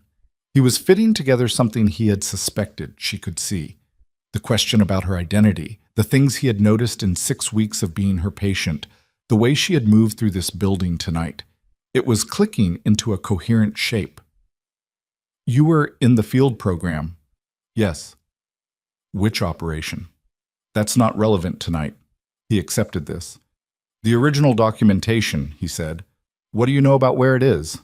"I know it's not at the primary archive. I know someone believes you know where it is." She held his gaze. "And I know that the entire operation tonight, your admission to this facility, the breach, the vault, was structured around getting to you." His cardiac monitor was reading 97. She noted it. "The documentation is in 2 locations," he said. His voice had gone flat. Not cold, but deliberate. The voice of a man choosing each word with the care of someone who knows words have weight. "I won't tell you where they are. Not because I don't trust you, but because if you know, you become a target in a different way than you already are." He met her eyes. I can tell you that what's in those files is significant enough that several people would do significant things to control it. I know that. Do you know what's in the Meridian section relating to operational termination? She went still. Meridian had ended. She knew that she had been part of the program when it ended, had been part of the debrief process, had been told the program was concluded due to strategic reorientation. She had accepted this because the alternative, that the program had been terminated for other reasons, reasons that were not strategic but were very specifically about what the program had done and who had ordered it, was a version of events that people with access to classified documentation would work very hard to contain. Tell me, she said. The program didn't end because of strategic reorientation, he said. It ended because an internal review found authorization irregularities in 6 operations. 3 of them have documentation in the original files that would be significant if they became available to the wrong people, or the right people, depending on how you look at it. He paused. The current leak is not about stealing information. It's about destroying it, or ensuring it never surfaces. She sat down, not because she needed to, because the shape of what he was telling her required her to be still for a moment. And you've had the original file locations for how long? I was assigned as custodial officer for the documentation 5 years ago, when Meridian was formally closed. He looked at his hands. I never expected it to matter. It matters now. Yes. She thought about the intercept. Webb knows where the original copies are held. Whoever had sent that message had been monitoring this situation for months. The chain of steps, Dunning's reference letter, the consulting visit, the cardiac event, the assignment to this specific facility, was not opportunistic. It was planned. And the breach tonight had been the next step in a plan that was still running. If someone gets to you and gets those locations, she said, the documentation could be accessed and destroyed before anyone outside the chain of custody knows it's gone. He nodded. And the authorization irregularities in those 6 operations disappear with it. He looked at her. There are people whose careers, whose freedom, depend on that documentation never being reviewed. How high does it go? He looked at her for a long moment. The monitor ran. The storm murmured. Down the corridor, the nursing station hummed with the normal sounds of a hospital night that was trying to return to ordinary. High enough, he said, that I'm not going to say it in a room without a sweep. She looked at him. You think the room might be wired? I think I've been in this room for 11 days and the original breach team had a communication specialist. It's worth considering. She stood. She looked at the room with different eyes. Not the clinical eyes of a nurse assessing a patient's environment, but the operational eyes of someone who had spent years understanding how spaces could be used against you. The room was standard: bed, monitoring equipment, IV stand, wall-mounted TV on a fixed bracket. Ventilation grill above the door, a telephone on the bedside table that connected to the base's internal communications network, a network that had been, as of 6 hours ago, partially compromised.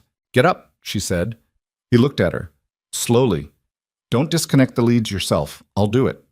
She was already moving, disconnecting the monitor connections in the sequence that would silence the alarm rather than trigger it. We're going to have this conversation somewhere that hasn't had 11 days of operational access. Where? She was helping him to a sitting position, checking his color, his breathing, the clinical assessment running parallel to the operational one, not either or, both at once, which was exactly the kind of dual-channel function she had spent years training and years trying not to need. There's a family consultation room at the end of the south corridor. It was added in the last renovation cycle. The ventilation system is independent of the main HVAC, and the telephone connection was never connected to the base network. It's on the civilian system. You've already assessed it. I've assessed every room on this floor. He didn't say anything to that. He let her help him into the robe and the slippers, and he stood with the careful steadiness of a man who knew his body's current limits and was respecting them without being limited by them. She noted his color, good, and his balance, solid, and she put one hand at his elbow, not gripping, just present. And they walked out of room 407 and down the south corridor while Sewell looked up from the nursing station, and Rachel gave her the look that meant routine movement, don't flag it, and Sewell, who had 20 years of reading nurses, read it correctly and looked back down. The family consultation room was at the end of the corridor, past the linen storage and the staff bathroom. It was a small room. 2 chairs, a small couch, a table with a box of tissues on it, the kind of deliberate neutral decor that hospitals use in rooms where bad news gets delivered. The ventilation grill here was on the exterior wall, fresh air intake from outside. No internal HVAC connection. She checked the phone, civilian line, tone present, clean. She checked the ventilation grill, undisturbed. Original installation screws, no modification. She checked the wall behind the mounted artwork on the theory that 11 days was enough time for someone to be thorough, and found nothing. She sat down across from Webb. "Tell me," she said. He told her. It took 12 minutes. He spoke quietly and without the performance of drama, which was how people spoke when they were delivering information that was already dramatic and needed no embellishment. He told her about the 6 operations, what the authorization irregularities were, what the documentation showed. He told her about the specific names attached to the authorization chain. He said 4 of them, and she recognized 2. And the recognition landed with the specific weight of information that changes the structure of everything you thought you understood about a period of your own history.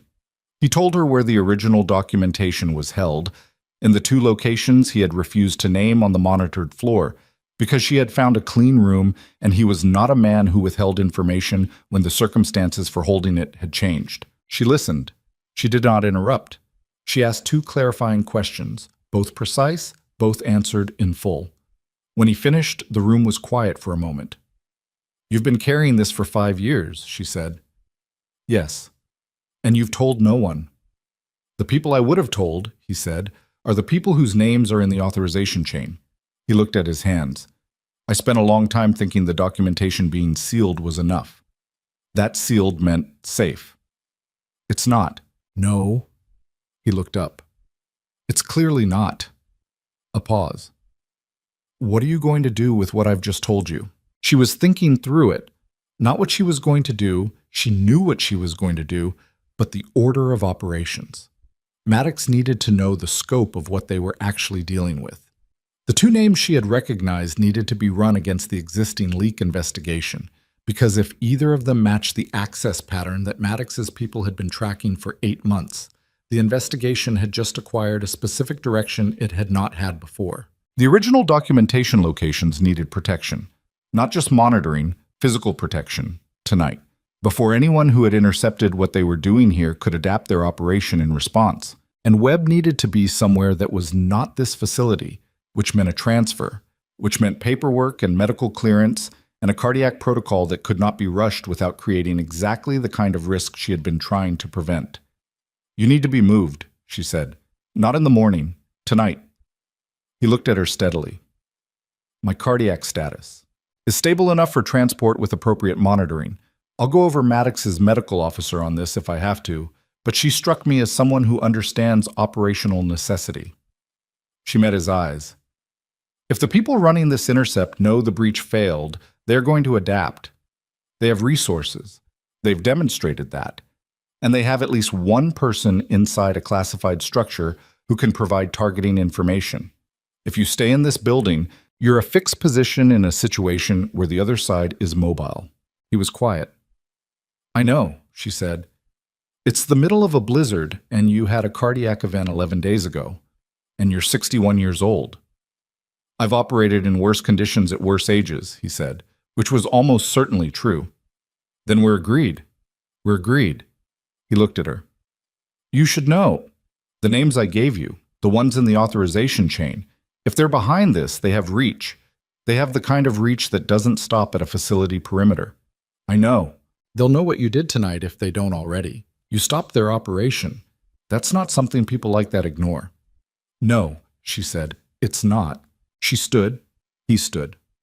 They walked back to room 407 the way they had come, and she reconnected his monitoring leads in the correct sequence and looked at his cardiac rate, 91, which was better.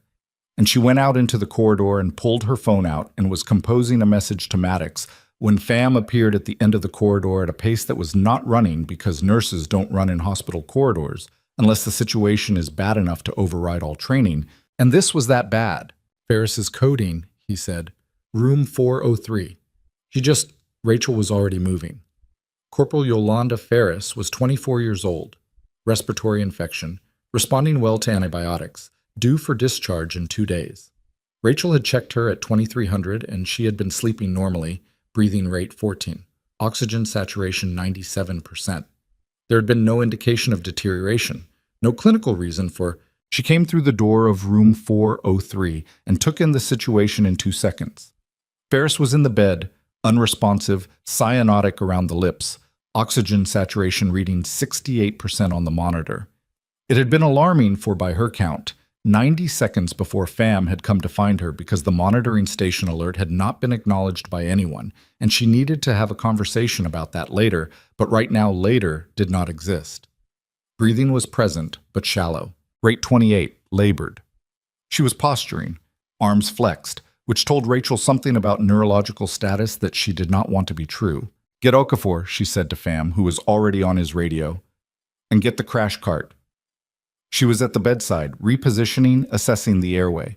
Ferris was 24 and had a respiratory infection, and there was no clinical reason for this level of acute deterioration unless something else had changed in the last 2 hours while the floor had been distracted by a federal operation and reduced staffing and nobody watching the East Corridor the way they should have been. The IV line in Ferris's arm. Rachel looked at it. Standard setup, maintenance saline, the line had been running since admission. She followed the line to the bag with the specific attention of someone who has just been told that a cardiac event in an adjacent room may have been chemically induced. And she looked at the bag, and it took her 4 seconds to see what she was looking for, and another 2 to confirm it. The bag had been accessed. Not the standard port, the bag itself. A small puncture, barely visible, at the top margin of the bag near the hanger hole. The kind of puncture a small-gauge needle leaves when someone who knows what they're doing introduces something into a maintenance IV bag without breaking the line seal. Rachel pulled the IV line. "Hey," Fam started. "Get a new line, new bag, sealed from stock. Do not use anything from the East Corridor supply cabinet." She was already reaching for the secondary oxygen mask. "I need a 12 lead, and I need Okafor in this room in the next 60 seconds. And I need to know exactly who has been on this floor in the last 2 hours." Fam was on the radio and moving, and Rachel had the mask on and the rate up and was doing the rapid neurological assessment that was going to tell her what she'd put into a patient's body without the patient's knowledge or consent, and whether she had any chance of reversing it before. Her phone went off in her pocket. She ignored it. It went off again. She ignored it again. Ignored it.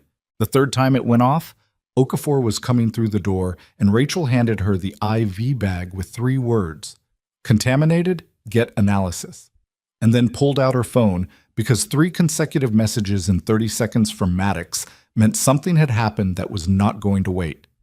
The first message said, "Fourth operative escaped. Reyes is down. He's in the building." The second message said, "He's on the 3rd floor." The third message said, "Rachel, he's heading toward the ward." She looked up. At the end of the corridor, past the nursing station, past the south stairwell door where Hartman was supposed to be positioned, the overhead fluorescent light was flickering. And then it went out. And in the darkness at the end of the corridor, something moved. She did not freeze. Freezing was a thing that happened to people who had not spent years training the gap between stimulus and response down to something small enough to move through. Rachel moved through it in under a second. Phone into pocket, body turning, the specific calculation of a person who is doing 3 things at once and needs all 3 to work. She stepped back from the doorway of room 403 and pressed flat against the corridor wall, putting the wall between herself and the end of the corridor where the light had gone out. "Okafor," she said, low and even. "Close the door. Lock it. Do not open it for anyone but me." She heard Okafor's voice start to form a question. "Do it now," Rachel said, and the door clicked shut behind her. The corridor was not fully dark. The nursing station had its own lighting circuit, and it was still running, throwing a pool of yellow-white illumination over the central station area, but not reaching the south end where the stairwell door was. Saul was at the station, and Rachel could see her face registering that something was wrong without yet having enough information to know what. Fam was at the crash cart position near room 401, also looking up. Rachel held up one hand, flat, stop, and both of them went still. Saul had good instincts. Pham had been around enough medical emergencies to read a signal without needing it explained. The movement at the end of the corridor had stopped, which meant he was there, past the edge of the light, doing the same thing she was doing, assessing. He would have seen her when the light went out. She was backlit by the door of 403, which meant he had her position. She had his general location, but not precise. He was between her and the south stairwell, which was also between her and Hartman, and Maddox had said Hartman's position at the stairwell door had been compromised, which meant she could not count on the stairwell as an exit. The north stairwell was at the other end of the corridor, past the nursing station. Reyes was down. She didn't know how, didn't know his status, filed it. The north stairwell was currently uncovered, which was both a problem and a variable she could use. Webb was in room 407, which was between her and the north stairwell. She moved. Not fast. Fast was noise, and noise was information she did not want to give. She moved the way she had moved through the sub-basement 3 hours ago, with the particular controlled deliberateness of someone who has learned that economy of motion and speed of motion are not the same thing, and the first one wins more often. The corridor floor was linoleum, and her shoes were the standard soft-soled clinical shoes she wore every shift, which gave her what she needed. She was at the nursing station in 7 seconds. She leaned over the counter. "Phone," she said to Sowell, barely voiced. Sowell handed it without question. She dialed Maddox's direct line. He picked up before the first ring completed. "Where is he?" she said. "Third floor south." He took out the south corridor junction light. "There's a panel access there." He pulled the breaker. "He's armed. We think he retained a secondary weapon." A pause that was not hesitation. Maddox did not hesitate, but he did sometimes take the half-second to be precise. "He has a medical access badge. He was in the building before we landed. We think he came through the emergency services entrance on the west side while the east breach was running. He's been in this building for 4 hours. 4 hours. He had been here when Rachel was running the sub-basement, when she was on the second floor. He had been here through all of it, on a different track, with a different objective." "He's here for Webb," she said. "That's what we think. Tell me about his training. Former special operations, discharged 8 years ago, private sector since. He's good." "How good? How?" A pause. "Good enough that Reyes didn't see him until it was over." Another pause. "Rachel, I have people coming up from the second floor. 2 minutes. 2 minutes is long." "I know." She set the phone down on the counter without hanging it up and looked at Sowell. "Get Bates and anyone else on this floor into the medication room and lock it from the inside. Don't come out until I tell you personally." Sowell stood.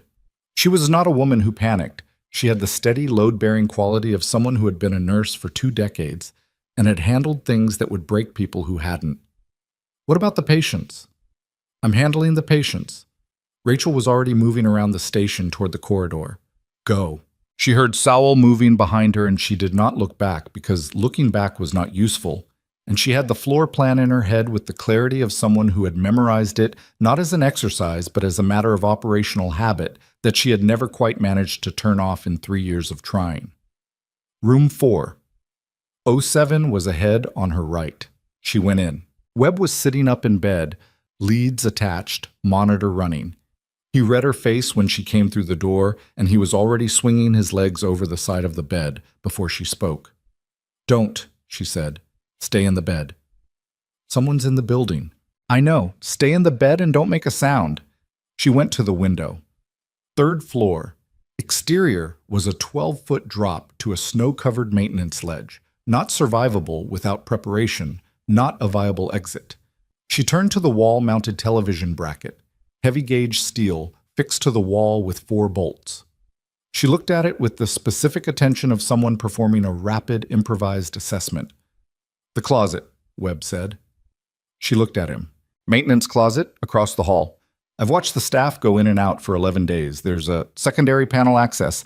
The base facilities were built with inter-room utility connections in the patient wing for infrastructure runs. I noticed it because the technician left the panel ajar twice." She thought about it for exactly 1 second. "How deep?" "Deep enough for 2 people." She crossed the room, disconnected his leads with clean efficiency. She was getting very good at this tonight. And she put her shoulder under his arm and they moved across the hall with the careful haste of a 61-year-old cardiac patient and a nurse with a damaged shoulder who were both pretending they were fine. The closet was unlocked. She got them inside, door pulled shut, and found the panel in the dark by feel.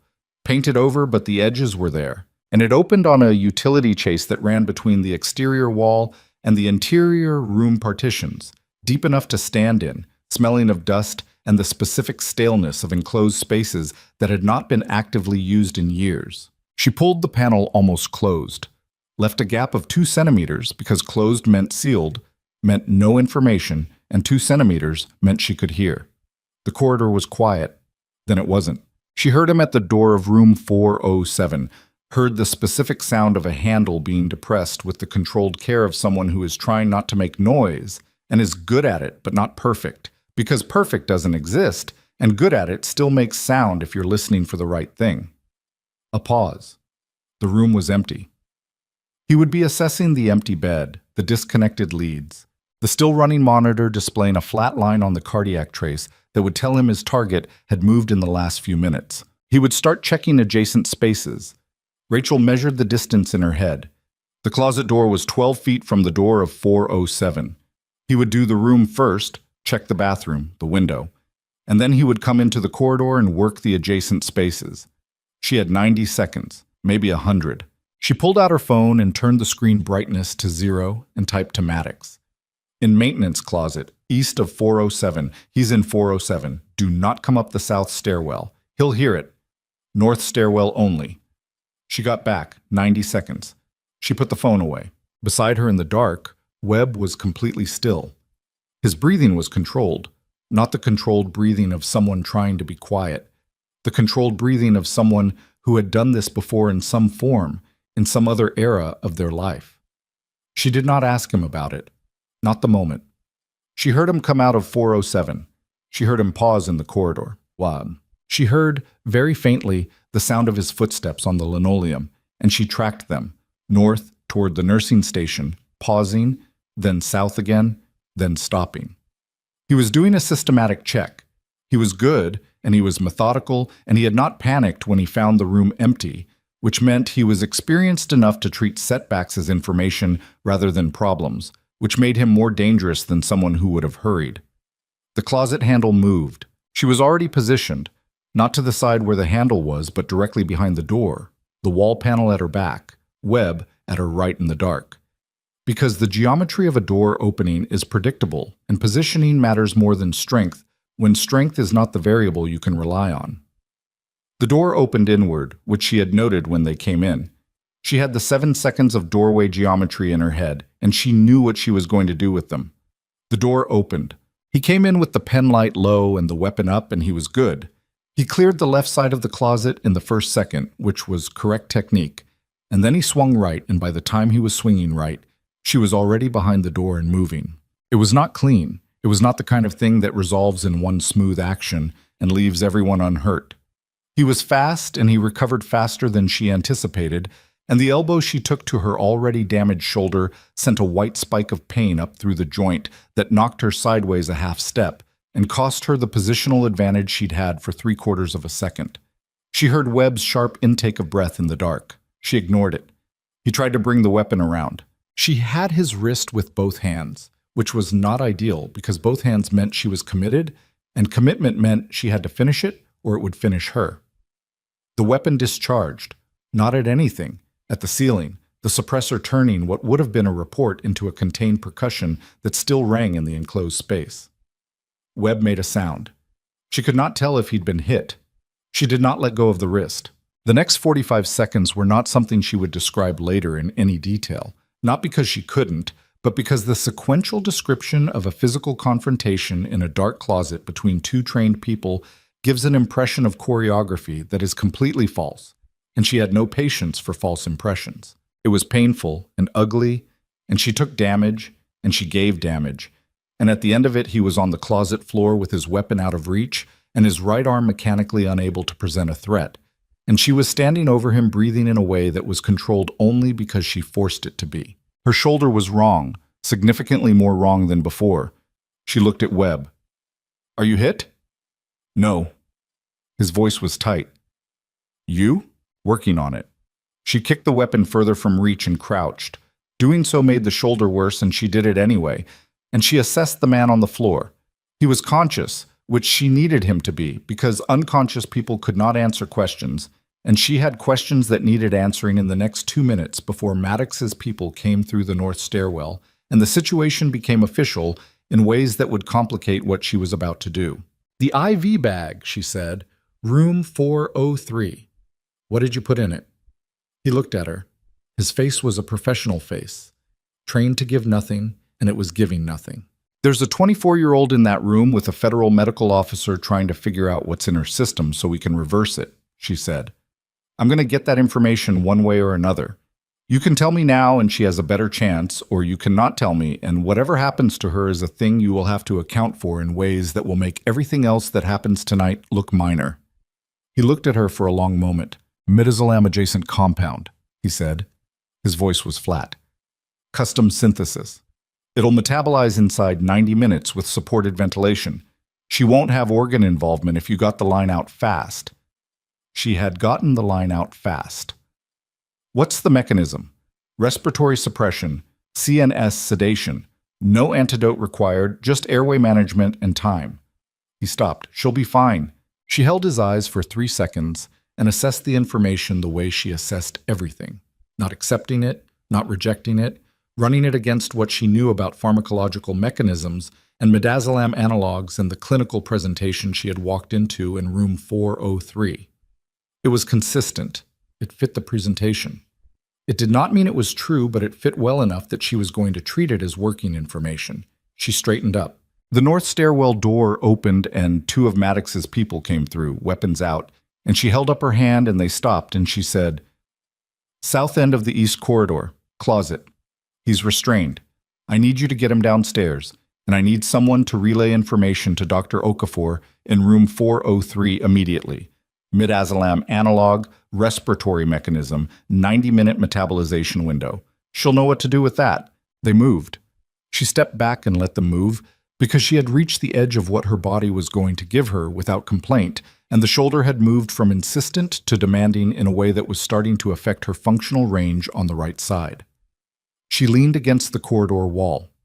Webb came out of the closet behind her, moving carefully, one hand on the door frame. He looked at her shoulder. "You need to sit down." "In a minute." "Now would be better." "In a minute," she said again, because she had one more thing to do before she sat down, and it was not going to get easier if she waited. She called Maddox. "We have him," she said when he picked up. "4th operative in custody, 3rd floor east. He gave me the compound from the IV bag. Relay it to Okafor." She recited it. "And I need you up here. We have a conversation to finish." Maddox arrived on the 3rd floor 4 minutes later, which was not the same as the 2 minutes he had promised, but was fast enough that she did not hold it against him. He came with the agent who had been with him in the security office, the one with the laptop, whose name she had learned in the intervening hours was Tamsin Rourke, and who moved with the specific purpose of someone who had been working this investigation long enough to want it over. They used the family consultation room again. Webb came with them. Maddox raised an eyebrow at this, and Rachel gave him a look that communicated that the conversation they needed to have required Webb's presence, and she was not going to argue about it. And Maddox, who had learned something tonight about the value of not arguing with Rachel Voss, sat down. She told him what Webb had told her. The authorization irregularities, the 6 operations, the 2 documentation locations, the 4 names in the authorization chain, including the 2 she had recognized. She watched Maddox's face while she spoke. She had been reading Arthur Maddox's face for years, and what it did during those 12 minutes was something she had not seen it do in all that time. The control did not break. It was not the kind of face that broke, but it developed fractures. Very small, very specific, in the places where controlled faces fracture when the information they're processing changes the fundamental shape of a situation they thought they understood. When she finished, the room was quiet for a moment. "The 2 names you recognized," Maddox said. "Yes."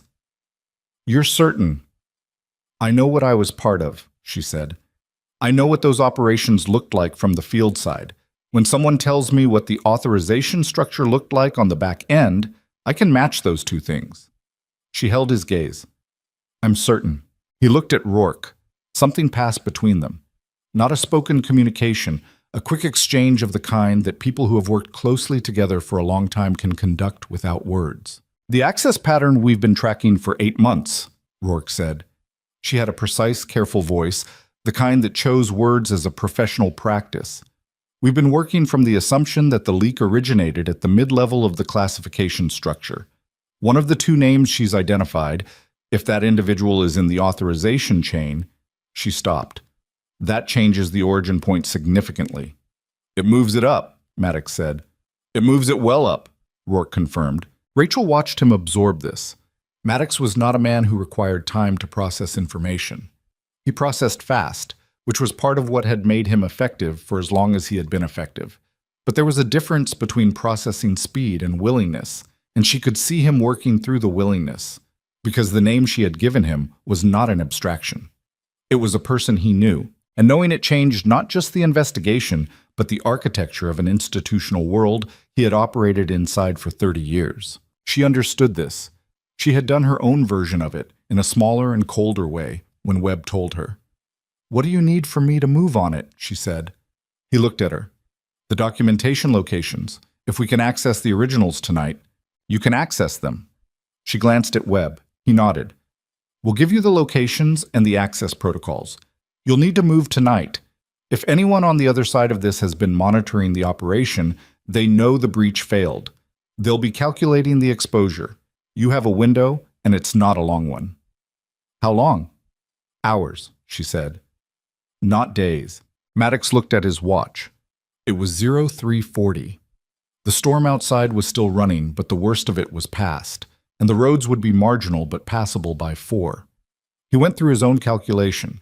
She could see it, the logistics mapping, the resource assessment. "I need to make a call," he said. "Make it fast." He stepped out of the family consultation room and closed the door, and Rachel sat back in the chair and let herself feel the shoulder properly for the first time since the closet. It was bad. Not broken, not dislocated.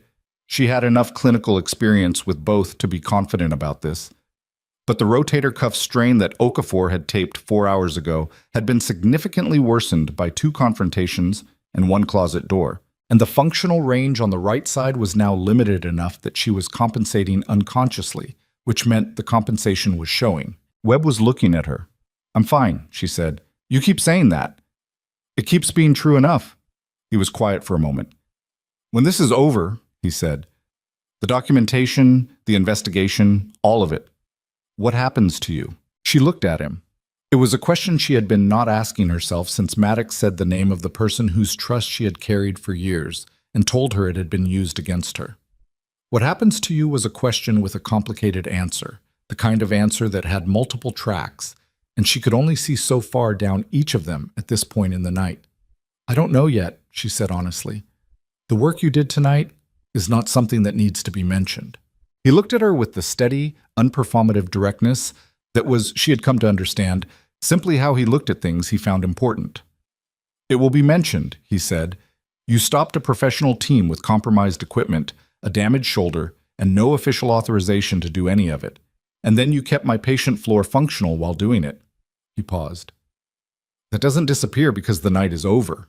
She didn't answer that, not because she didn't have an answer, but because the answer had a quality of rawness that she was not ready to sit with in front of someone else, even someone she trusted, even at 0340 in a hospital consultation room in Montana with the storm running down outside. Maddox came back in. "We have assets that can reach both locations before dawn," he said. "I've authorized the deployment." He looked at Webb. "I need the access protocols." Webb gave them, clean, sequential, the way he gave everything, without drama, without the performance of the gravity of what he was handing over, which was itself a kind of discipline. Rourke typed while he spoke. When he finished, Maddox said, "I need to ask you both to understand that what happens in the next 12 hours is going to move fast, and it's going to become visible. There will be federal action. There will be people in positions of authority who are going to find out tonight is not something that can be managed." He looked at Rachel specifically. "Your involvement will be part of the record." "I know. That has implications for the cover you've been building." "I know," she said again. "Are you all right with that?" She thought about this ward upstairs, Marsh in room 401, who wanted to talk about his sister's wedding, Ferris in room 403, who was currently being stabilized by a federal medical officer because someone had put a compound in her IV line, Webb beside her, who had been carrying a classified weight for 5 years and had handed it over in a family consultation room in the middle of a blizzard, the briefing room this afternoon, where she had raised her hand and been laughed at, and the corridor after, where she had folded the paper into her pocket and gone back to work because the work still needed doing, regardless of who thought it did. The quiet she had built, the ordinary she had been trying to wear, the before life pressing through the glass. "I told you what I needed to tell you," she said. "I did what needed doing. Whatever comes from that comes from it." She looked at him directly. "I'm not going to pretend the last 3 years didn't exist because one night got complicated." Maddox nodded. "But I'm also not going back to what I was before," she said. "Whatever conversations we have about what happens next, that one is already settled." He looked at her for a long moment. "Fair enough." Rourke closed the laptop. "We should move. If we're going to reach the locations before—" Her phone went off. She looked at it. Read whatever was on the screen. Her face, which had been carefully controlled throughout this conversation, did something that Rachel read in the half-second before Rourke turned the phone around. Not surprise. The specific set of a face that has received information it feared was coming. The phone screen showed a federal law enforcement notification, a name and a status. The name was one of the two Rachel had identified from the authorization chain, the one she had not given Maddox, the one she had held back, not because she was protecting it, but because she had needed to be certain, and certainty required another hour that she had not yet had. The status read, "Departed Billings Airport, private aircraft, 0215. Flight plan filed for international destination. Current location unknown." They knew. Whoever had been running the other end of this operation had known, not that the breach had failed, not just that the fourth operative was down, but that the documentation locations had been compromised, which meant the communication channel was not just an intercept they were monitoring, it was live.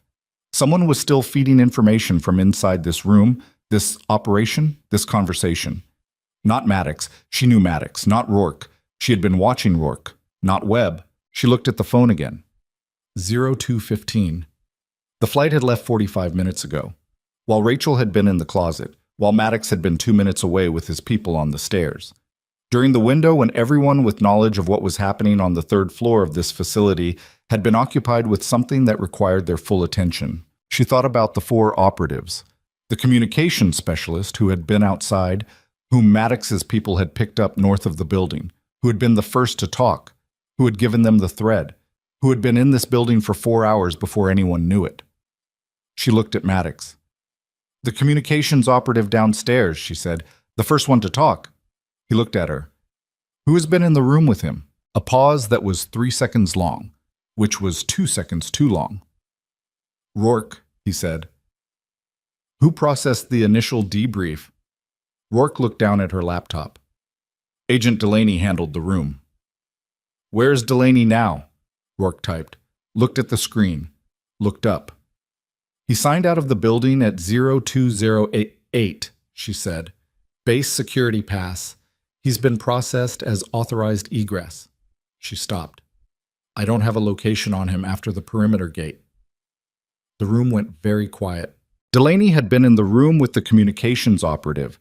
The communications operative had talked, quickly, willingly, giving them a thread that led directly to the intercept channel, that led directly to the web connection, that had brought them all to this consultation room to have a conversation about documentation locations at 0340 in the morning. A thread is only useful if you can trust it. And Maddox had run an 8-month investigation with an agent on his team who had been positioned inside it the entire time, feeding information backward through a channel they thought they were surveilling, using the investigation's own momentum to protect the people it was supposed to find. Rachel looked at the flight notification on the screen. International destination, 45 minutes gone. "The documentation locations I gave you," she said carefully. "How many people heard Webb state them?" "The 3 of us," Maddox said, and Rourke typed them. "And before that, in the corridor about the message I sent you. End-to-end encrypted. But Delaney had access to your communications infrastructure." Maddox went still. It was not the stillness of uncertainty. It was the stillness of a man who has just understood the architecture of what has been done to him and is in the process of determining whether it has been done thoroughly enough to matter or whether there is still a margin to work in. She watched him go through it, fast, because he was fast, because he had not gotten to where he was by being slow when speed was what the situation required. The locations, he said, can they be reached and secured before... If Delaney relayed them at 0215, you have a margin, she said. Not much, but whoever they sent to the locations won't have been in position yet. They'd need transport time. She looked at him. You need to call your assets in the field right now and change the approach protocol. Don't go to the locations directly. Stage at the secondary position and sweep for surveillance first. He was already on the phone. Rourke was typing rapidly. The kind of typing that had purpose behind it, not transcription, action. I'm flagging Delaney's credentials and pulling his communications access, she said without looking up, and I'm getting an alert on the aircraft. Rachel stood. Her shoulder was a problem she was going to deal with shortly and could not deal with now. The operational security of this investigation, she said to Rourke. How deep does Delaney's access go? Rourke looked up, and in that look was the specific expression of someone who is doing the arithmetic and not liking the result. Deep enough that we have to assume he has the access pattern mapping, the intercept surveillance architecture, the asset list. She stopped. And the name you gave us tonight. The name she had given them. The second name from the authorization chain. The one who had left Billings at 0215. Delaney had been in the building at 028, which meant he had passed information before he left, which meant the flight had been arranged after 0215, which meant, it's not a flight out, Rachel said. It's a decoy. Rourke went very still. A flight plan can be filed and not used. A credentialed egress at 028 gives you a departure time for the record. But if the actual person is still in this region, she worked through it quickly, the way she had worked through everything tonight, not guessing, working. They didn't run. They can't run because running confirms everything. They're waiting to see if the documentation can be destroyed before anyone accesses it. If Delaney relayed the locations, there are people moving toward those sites right now. If those sites are cleared before your assets get there, the documentation is gone and the authorization chain is gone, and everything that happened here tonight becomes a story about a facility breach that was handled. She looked at Maddox, who had come off the phone. Did your field assets confirm they're moving? Did. En route, he said. Call them again, she said, and tell them what they're looking for is not just a storage location. Tell them they're going to find people already there. He looked at her. If I'm right, she said, the documentation is already under threat. He made the call. She listened to the half of it she could hear and built the rest from his face. And what his face told her was that she was right, because 2 minutes into the call he said something sharp and clipped, and then listened for 30 seconds without speaking. And the thing that happened to his expression during that 30 seconds was not something she could assign a single name to. It was the expression of a man receiving confirmation of a thing he had hoped was not true. He came off the call. Both sites are active, he said. Teams arrived at Site 1 4 minutes ago. There were already people there. He paused. My assets are engaged. The room was very still. Site 2? She said. No confirmation yet. He looked at her. If Site 2 goes the same way, then whatever's in those files is what they spent 8 months and 4 operatives and a cardiac patient to reach, she said. And whoever arranged all of this has decided tonight is the night they either solve their problem permanently or accept that it can't be solved. She thought about what Webb had told her. The 6 operations, the authorization irregularities, the names in the chain and what those names represented, not just careers but decisions made at levels where decisions had very long shadows, and the documentation of those decisions was the difference between a sealed history and an open one. She looked at Webb. He was very still. He had been very still for the last 10 minutes, which she recognized as the stillness of a man who has put down a weight he has been carrying for 5 years and is in the process of discovering what it feels like to stand without it. Not light, not relieved exactly. Something more complicated and more durable than either. Site 2, he said quietly. It was not a question. They're working on it, she said. The documentation at Site 2. He stopped. There are things in the Site 2 files that don't exist anywhere else. Not in summary, not in classified archive, nowhere. If those are destroyed, they won't be, she said. He looked at her. She said it the way she said things when she was not performing confidence, but simply stating an assessment. Flat, specific, no decoration. They won't be, she said again, because your field assets got the heads up in time, and because whoever they sent to those sites is not better than what Maddox is putting against them. She held his gaze. And because I did not spend this entire night in this building, in this storm, doing what I did, for it to end with the wrong people winning. Webb held her gaze for a long moment. Then Maddox's phone went off again. He looked at the screen. He looked up at Rachel. And the expression on his face was not the fractured control of earlier, not the careful blankness of a man processing something difficult. It was something she had seen very rarely on Arthur Maddox's face in all the years she had known him. Site 2 is secure, he said. Documentation is intact. He kept looking at her. And they found something else, he said. At Site 2, in the documentation. He glanced at Webb, then back to her. There's a file, under your operational designation, from the Meridian termination period. He was choosing his words with precision that told her the words needed choosing. It wasn't in the transferred subset. It was only at Site 2. It's been there for 5 years. She waited. It contains, he said, the full record of why Meridian actually ended, including the authorization irregularities and the names behind them. He paused. And a filed complaint from 5 years ago, submitted internally through a classified channel and subsequently buried. He looked at her steadily. Filed by you. The room went very still. She had filed that complaint 5 years ago and been told it had been reviewed and found insufficient and closed. She had been told the program's termination was unrelated. She had accepted this because she had been given documentation that supported it, and because the alternative, that her complaint had been buried by the people it implicated, was a thing that required more energy to sustain than she had been able to manage while also building a new life. She had walked away. She had built 3 years of quiet, and the document had been sitting at Site 2 the entire time. Who buried it? She said. Maddox said the name. It was the same name as the flight out of Billings, the same name as the person who had not run but had arranged it to look like they had, and who was, she now understood with the particular clarity, of something that has been approaching from a distance and has now arrived, still somewhere within reach of this investigation. And who knew, because Delaney had been in the room, and Delaney had relayed it, that the documentation at Site 2 was now in federal hands. Her phone went off. She looked at the screen. It was a number she did not recognize.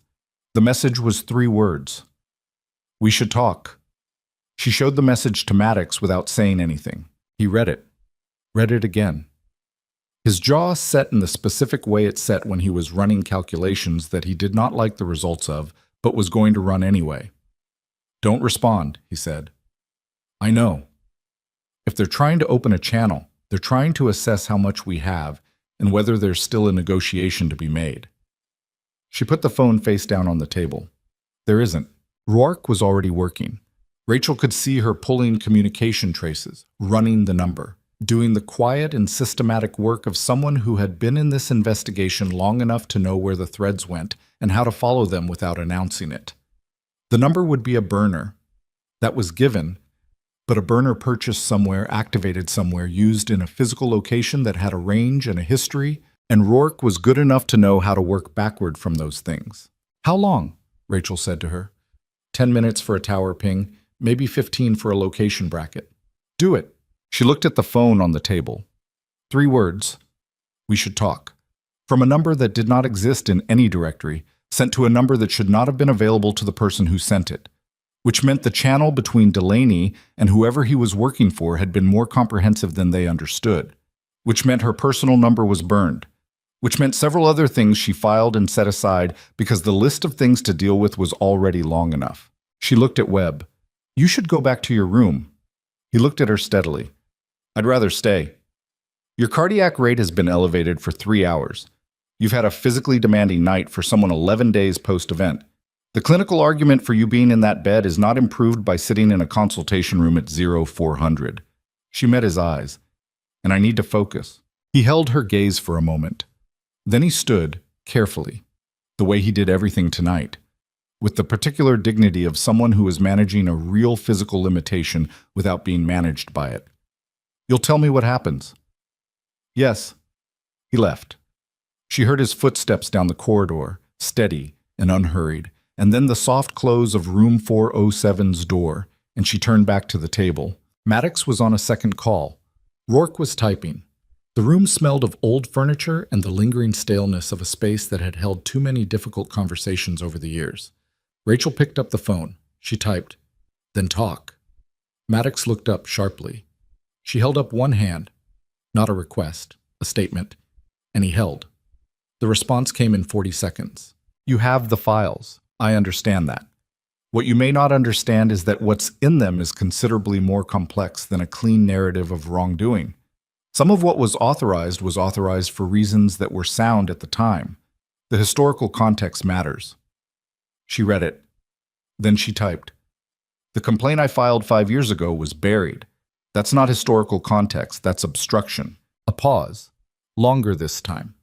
30 seconds, which in this kind of exchange was a significant duration.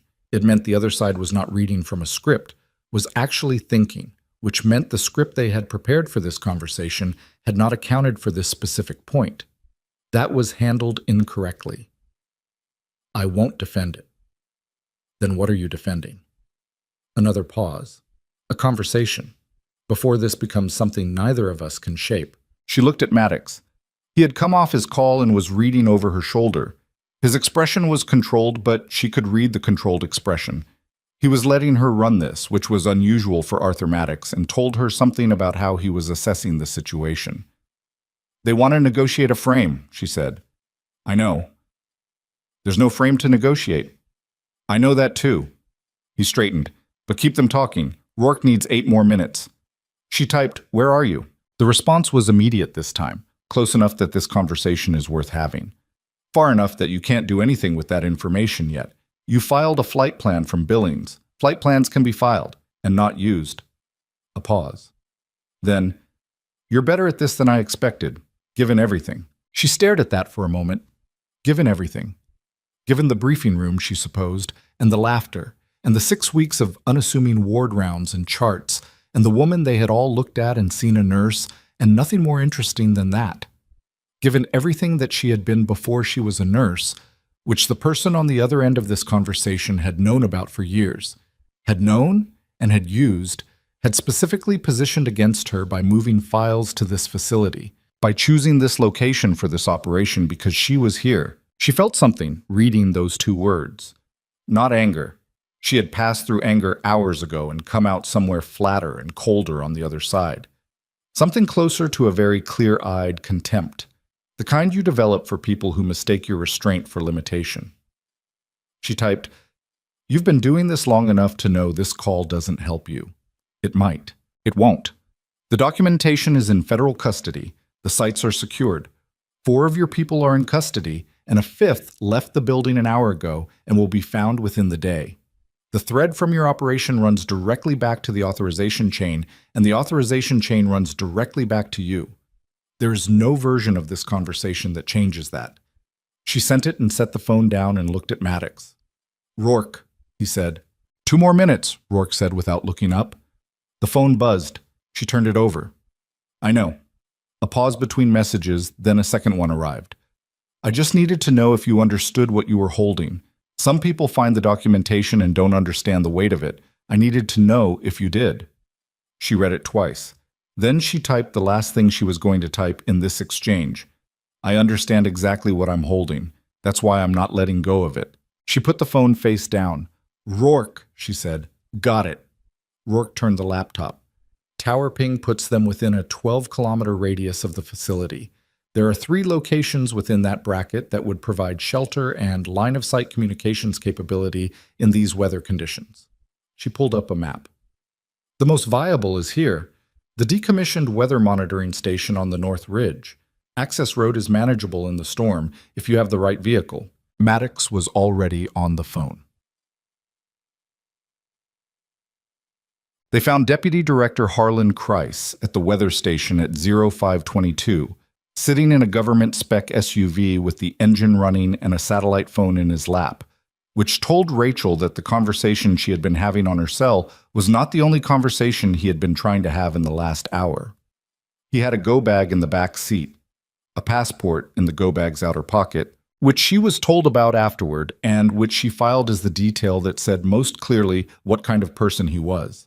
Not the operations, not the authorization chain, but the passport in the go bag, the evidence of a man who had spent years building elaborate structures of justification and had also always, somewhere in the back of the planning, kept a door open. She was not there for the arrest.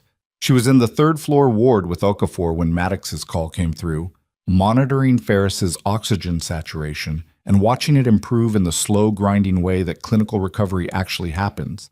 Not dramatically, not in one clear upward sweep, but in incremental fractions over the course of an hour, interrupted by plateaus and small reversals and the general reluctance of a body to bounce back from insult at the speed you want it to. Ferris's saturation was at 89 when Rachel got the call.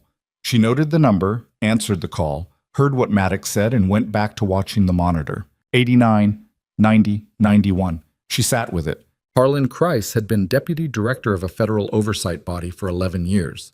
Before that, senior command positions that had put him in proximity to Meridian's operational period, to its authorization structure, to the decisions that had been made in those 6 operations and the documentation that recorded what those decisions actually were, rather than what the summary files said they were. He had not been the only person in the authorization chain, but he had been the most senior, which meant he had been the most exposed, which meant he had spent years ensuring that the most complete record of that exposure remained inaccessible. He had buried her complaint. She had filed it through the correct channel with the correct documentation 5 years ago. And he had taken it and put it somewhere it would not go anywhere. And then he had written her a letter. She remembered the letter, the specific language of it, the careful institutional phrasing that communicated closure while revealing nothing. And she had read it and accepted it because she had not known then what she knew now, which was that the closure was constructed and the channel was controlled, and the person who had received her complaint was the person the complaint was about. 91. 92. She had spent 3 years being a nurse, building something quiet and functional and close to ordinary. She had not been running from the past. She had genuinely wanted a different present, a present where the weight of classified operations and institutional structures and the particular kind of exhaustion that comes from existing at the level she had existed was not the primary texture of her daily life. She had wanted to be the woman in the scrubs with the charts, and the patient in room 401 who talked about his sister's wedding. She had also, she understood now, been waiting, not consciously, not in any form she could have named or would have named if asked. But the annotated floor plan in her pocket, the supply closet with the zip ties, the 7 walks through the sub-basement at various hours on various pretexts, she had not done those things because she was pretending to be ordinary. She had done them because she could not actually be ordinary. And the gap between who she was and who she was pretending to be had been maintaining itself in small functional ways that looked like caution and were actually preparation. She was not sure how she felt about that. It was the kind of thing that would take longer than one night to understand. 93. Okafor looked at the monitor and then at Rachel. She's going to be all right. Yes, Rachel said. You got the line out fast. Yes. Okafor was quiet for a moment. She had the quality that the best medical people had, of not filling silence with unnecessary noise. What you did tonight, she said finally.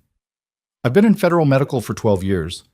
I've worked with a lot of people who had operational backgrounds. A pause. I've never seen anyone do what you did and then walk back into a patient ward and manage a clinical deterioration like it was a normal shift. Rachel looked at the monitor. 94. It wasn't a normal shift, she said. No, but you treated it like it was. Okafor folded her hands. That's not a small thing. Rachel didn't answer that. She stayed with Ferris until the saturation hit 96, which took another 40 minutes, and then she went to check on Marsh, who had finally fallen asleep around 0430, and Ferris and Webb. She did her charts. She restocked 2 of the supply drawers that had been rated for emergency use during the night and left in disarray. She found Sowell in the medication room, where she had stayed with Bates and 2 other staff members until Rachel came to the door and told them it was over, and she watched Sowell do the thing that experienced nurses do when a crisis resolves. Not fall apart, not overreact, Just take a breath and start assessing what needed doing next. You've got about 4 hours until day shift, Rachel said. I know. Sowell looked at her. Ferris? Stable. 96% and climbing. Webb? Resting. Cardiac rate is normalized. Sowell nodded. The look she gave Rachel lasted about 3 seconds longer than a clinical check would require, which meant it was not a clinical check.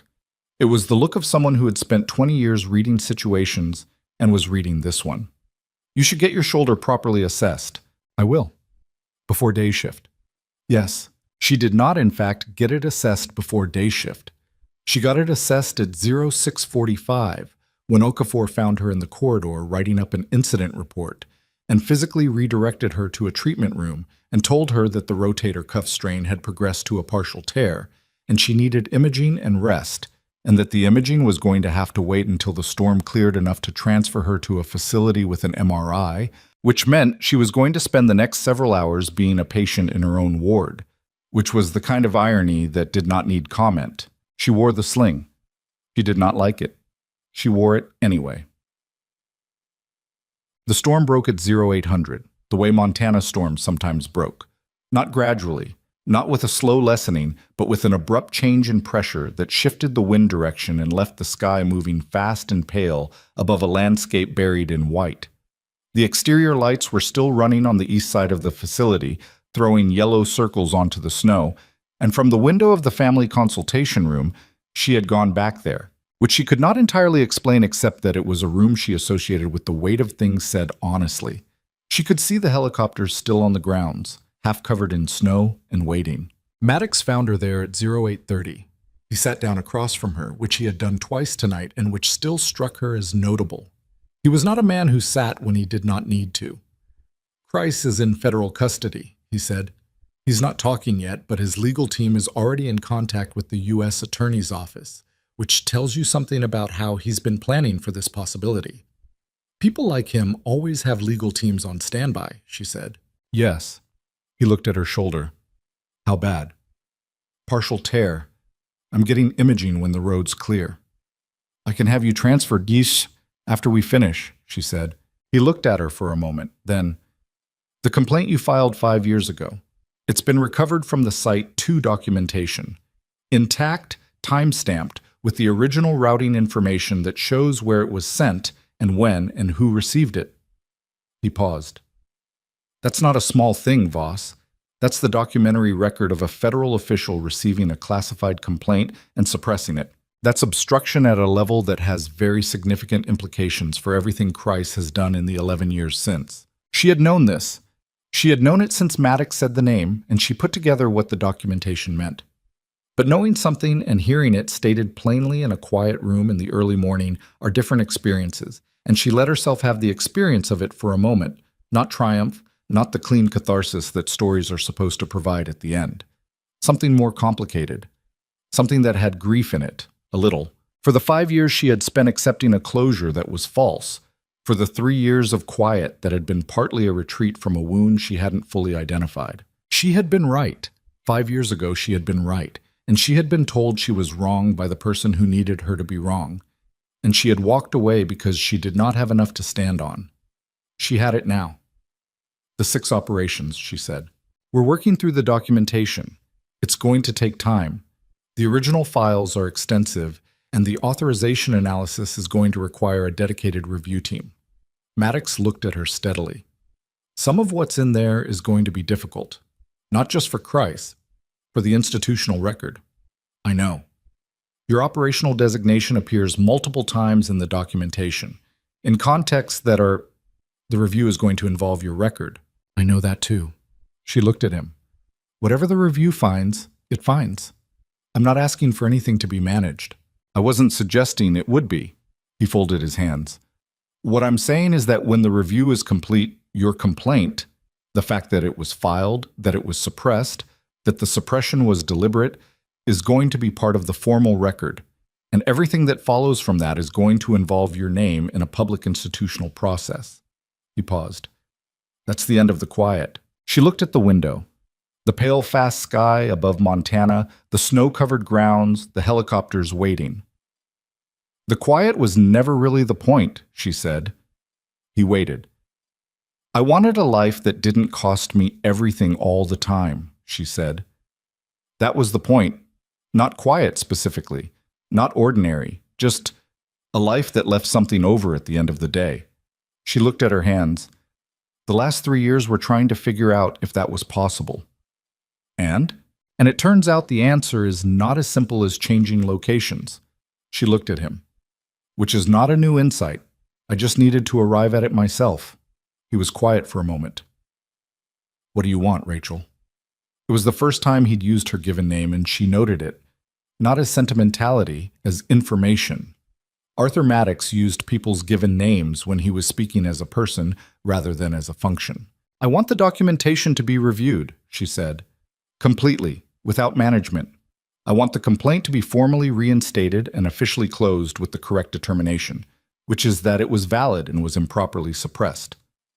I want Christ to answer for all of it, not just the breach tonight, not just the operational chain, but the suppression specifically, that one personally. She met his eyes. And I want my name cleared of whatever the summary files say about my departure from the program, because I know what those files say, and I know it doesn't match what the original documentation shows, and I have been carrying that for 5 years. Done, he said. Not easily. It was not an easy thing to commit to, but cleanly. All of it. She held his gaze. Don't say it if you can't do it. I can do it. He paused. I should have done it differently 5 years ago. I'm not going to ask you to accept that as an apology because you're not going to accept it, and I'm not going to pretend it does the work an apology is supposed to do. He looked at her directly. But I'm saying it. She received this. Not warmly. They were not people who did warm in this kind of exchange, but honestly. What happens to the investigation from here? The review board convenes within 30 days. Christ will be arraigned on federal charges within the week. Delaney was picked up at the Billings Highway Junction at 0600. He didn't get far. Maddox paused. The 3 operatives you secured last night are being processed. The 4th is also in custody. The network they were part of, the smuggling operation that was hired to run the breach, we've had threads on that for months, and this gives us what we need to close it. The names in the authorization chain beyond Christ. 2 of the 4 are active federal employees. They'll be placed on administrative leave within 24 hours pending the review. He paused. The other 2 are retired. They'll be notified that they're subjects of the investigation. She thought about the 6 operations, the decisions that had been made and the documentation that recorded them, the weight of institutional power that had been used to keep that documentation out of reach, and the chain of events, a reference letter, a cardiac event, a breach, a storm, a woman in scrubs who had warned everyone about exactly what was coming and been laughed at, that had finally brought it within reach. None of it was clean. None of it had resolved the way resolutions were supposed to resolve, with clear lines and proportionate outcomes, and a sense that the accounting was complete. Christ would have lawyers, and the process would take years, and the institutional review would be managed to some degree, regardless of what Maddox had said. Because institutional reviews were always managed to some degree, because institutions were made of people who had interests in what the reviews found. Some of the people in the authorization chain would face genuine consequences, and some would face consequences that were more symbolic than substantive. And the gap between those 2 things was the gap that always existed between what justice was supposed to look like and what it actually looked like when it ran through human systems built by imperfect people. But the documentation existed. The complaint was real and recoverable and would be formally reinstated. Christ was in custody, and his lawyers were already talking, which meant the process had enough weight behind it to move. The files at both sites were in federal hands and would not be destroyed. The breach had failed. The patients on the 3rd floor were alive and would recover. The things that had needed doing had been done. It was not perfect. She was not built for perfect. She was built for sufficient, for functional, for the specific discipline of doing what could be done with what was available and not grieving what couldn't be made clean. It was sufficient.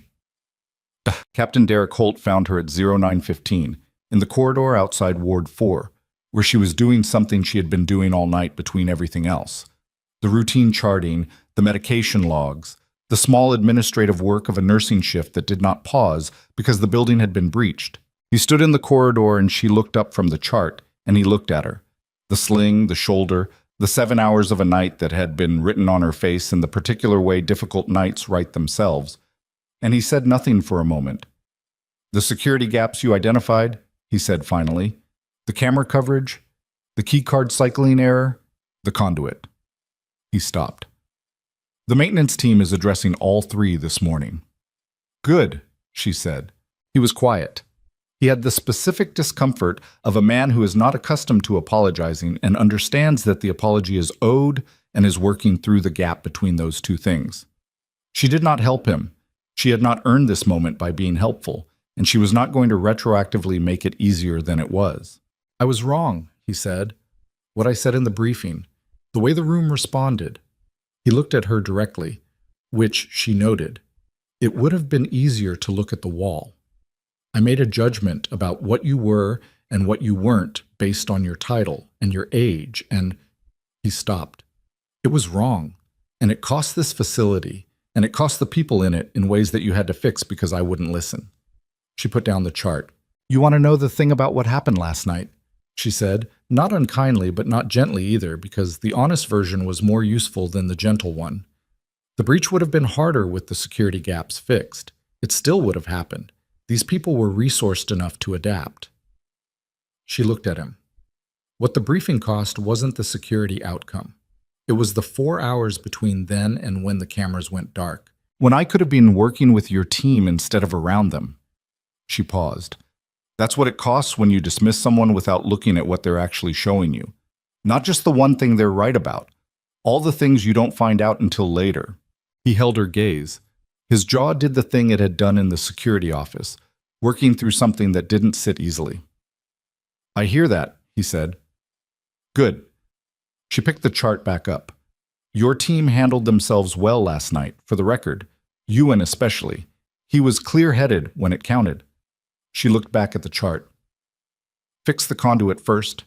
The keycard error will take longer, but the conduit is the most critical single point."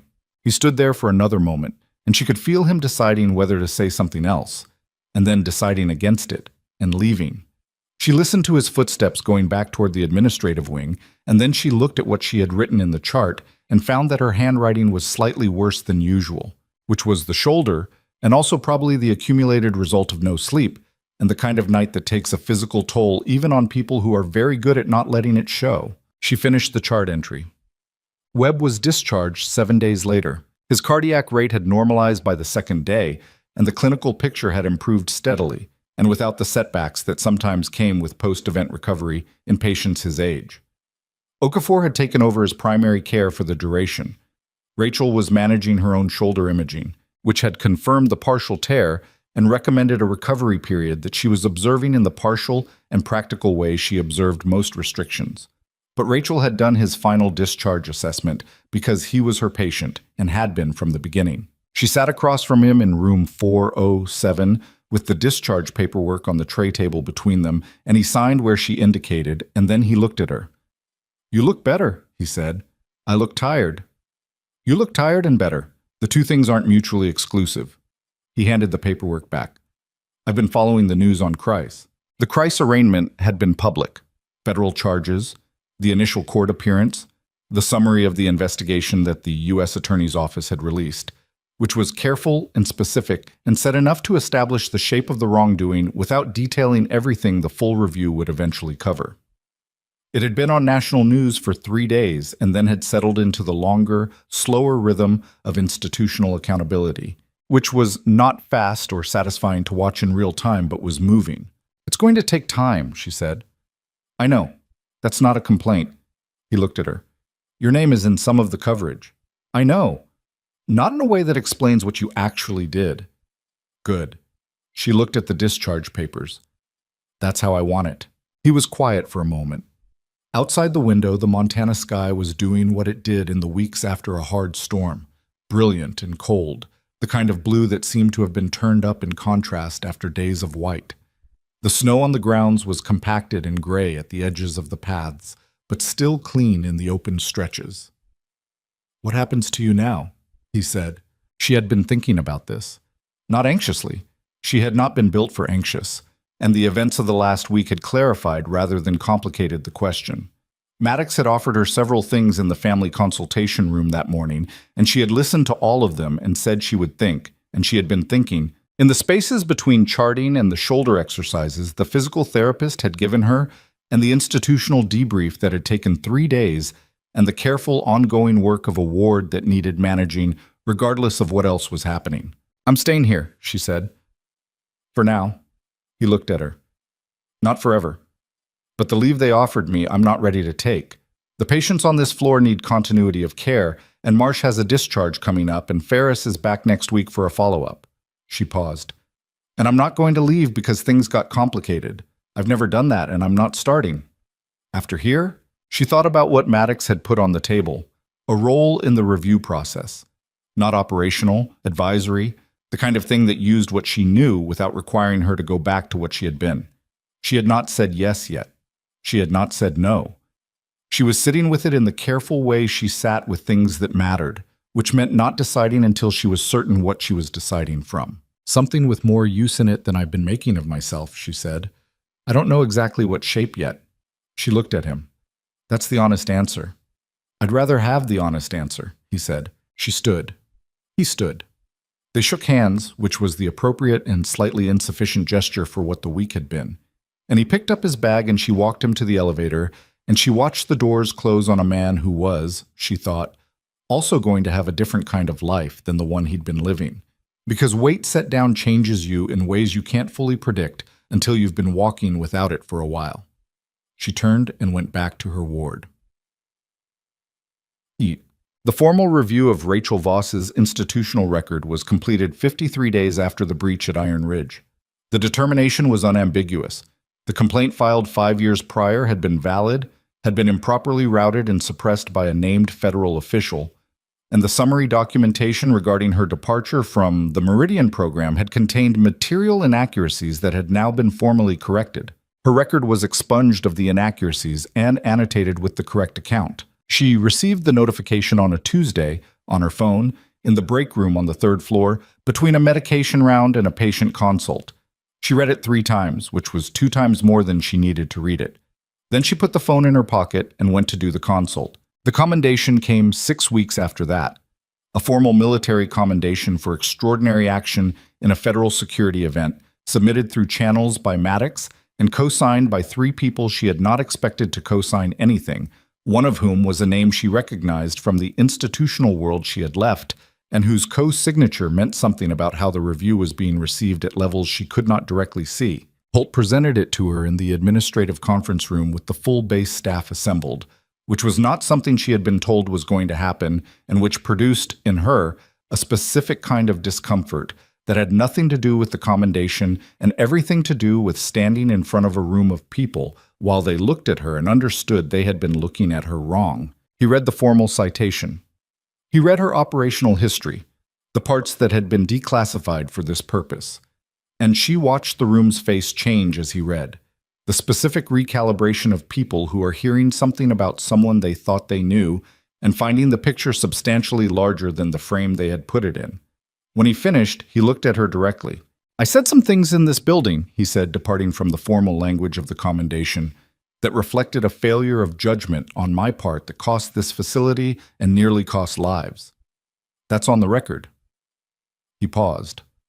What Nurse Voss did on the night of the storm, what she had been doing for 6 weeks before it, was not accidental. It was not luck. It was the work of someone who understood this building and its vulnerabilities better than the people who were responsible for understanding it and who did something about it when no one would listen. He looked at her. "I won't make the mistake of assuming I know what someone is capable of based on what they look like, or what their title is, or how long they've been in the room." The room was quiet. He offered his hand. She shook it. She said, because she was not built for ceremony, and because the thing she wanted to say was more honest than what the moment seemed to call for, "Fix the conduit." A beat. Laughter moved through the room. Not the laughter of the briefing, not the laughter that had followed her out of a room 8 weeks ago. Different, the kind that knows what it's laughing at. "Already done," Holt said. Afterward, in the corridor, Sowell walked up beside her. She didn't say anything for a moment, just walked alongside Rachel toward the ward with the companionable ease of someone who had watched her work for 2 months and had drawn her own conclusions without needing them confirmed. "Marsh's family is here," she said. "He's asking for you before he signs the discharge." "I'll be right there." Sowell turned off toward the nursing station. Rachel stopped at the window at the end of the corridor, the north-facing one where Webb had stood the night of the storm, looking down at the helicopters. The grounds were clear now, snow melted back to the edges of things, the last of winter releasing its hold in the reluctant, incremental way that Montana released winter. The exterior camera in the northeast quad was new, replaced the week after the breach, mounted at the correct angle. No blind spot. She looked at it for a moment. She had spent years learning to make herself invisible. It had been practical and it had been necessary, and she was good at it. But invisibility as a permanent condition is its own kind of damage. Not the dramatic damage of things that break, but the slower damage of things that are made small and stay small until small begins to feel like the truth about them. She had been made small in that briefing room, and she had accepted it the way she accepted weather, as a thing that was happening that she could not change, and she had gone back to work. She had been right to go back to work. She had not been right to accept the small. What she understood now, standing at the window in a building she had defended with a taped shoulder and a borrowed weapon and 20 years of knowledge that nobody had bothered to ask about, what she understood was that the invisibility had always been a choice. Not in the simple sense of choosing to hide, but in the deeper sense of choosing to let other people's assessment of her become the working version of herself that she moved through the world with. She had known what she was capable of. She had known it every day for 3 years, and she had folded it into her pocket, like an annotated floor plan, and carried it quietly because it was easier than being in the room with people who didn't want to know. The night of the storm, she had stopped choosing that. She had pressed the intercom button and said, "You're trapped in here with me," and it had not been a performance, and it had not been a revelation. It had been a simple and exact statement of fact from a woman who knew exactly what she was and had stopped waiting for someone else to figure it out. There was no version of this story where she felt uncomplicated about any of it. The 3 years of quiet had been real. The wanting of them had been real. The grief for the version of ordinary life that the storm had ended was real and was sitting somewhere in her chest in a way that was going to take longer than 53 days to fully assess. But she was not the nurse they had laughed at. She had never been the nurse they laughed at. She had been, every day, exactly what she was. And the only thing that had changed, when the cameras went dark and the door opened in the sub-basement, was that she had stopped asking permission to be it. That was the thing worth keeping. Not the commendation, not the cleared record, not the formal language of the citation that would go into an institutional file somewhere and be read by people she would never meet. Those things mattered, and she was glad of them, and they had taken years to arrive at, and she was not going to pretend they didn't matter. But the commendation was what other people gave you. The decision to stop being small, to stop folding yourself into spaces other people had decided were your size. That was yours alone to make, and no one could give it to you, and no one could take it back. She turned from the window. Room 4. 01 was at the other end of the corridor.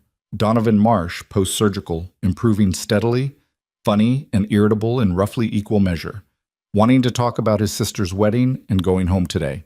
His family was there, and he was asking for her, and she was going to go to him, and after him there would be someone else, and after that someone else, and the work would continue the way work continued, without ceremony and without completion, because that was what work was. She was good at this. She had always been good at this. Pa. She walked down the corridor toward room 401, toward the window light, and the voices, and the ordinary important work of a person who had finally stopped hiding what she was good at and discovered, not to her surprise, but to something deeper than surprise, that there was no going back from that. There should not be. There does not need to be. The quiet ones, the ones they talk over in briefing rooms, the ones they wave off and dismiss, the ones carrying knowledge in their pockets that nobody thinks to ask about, they are not waiting to be discovered.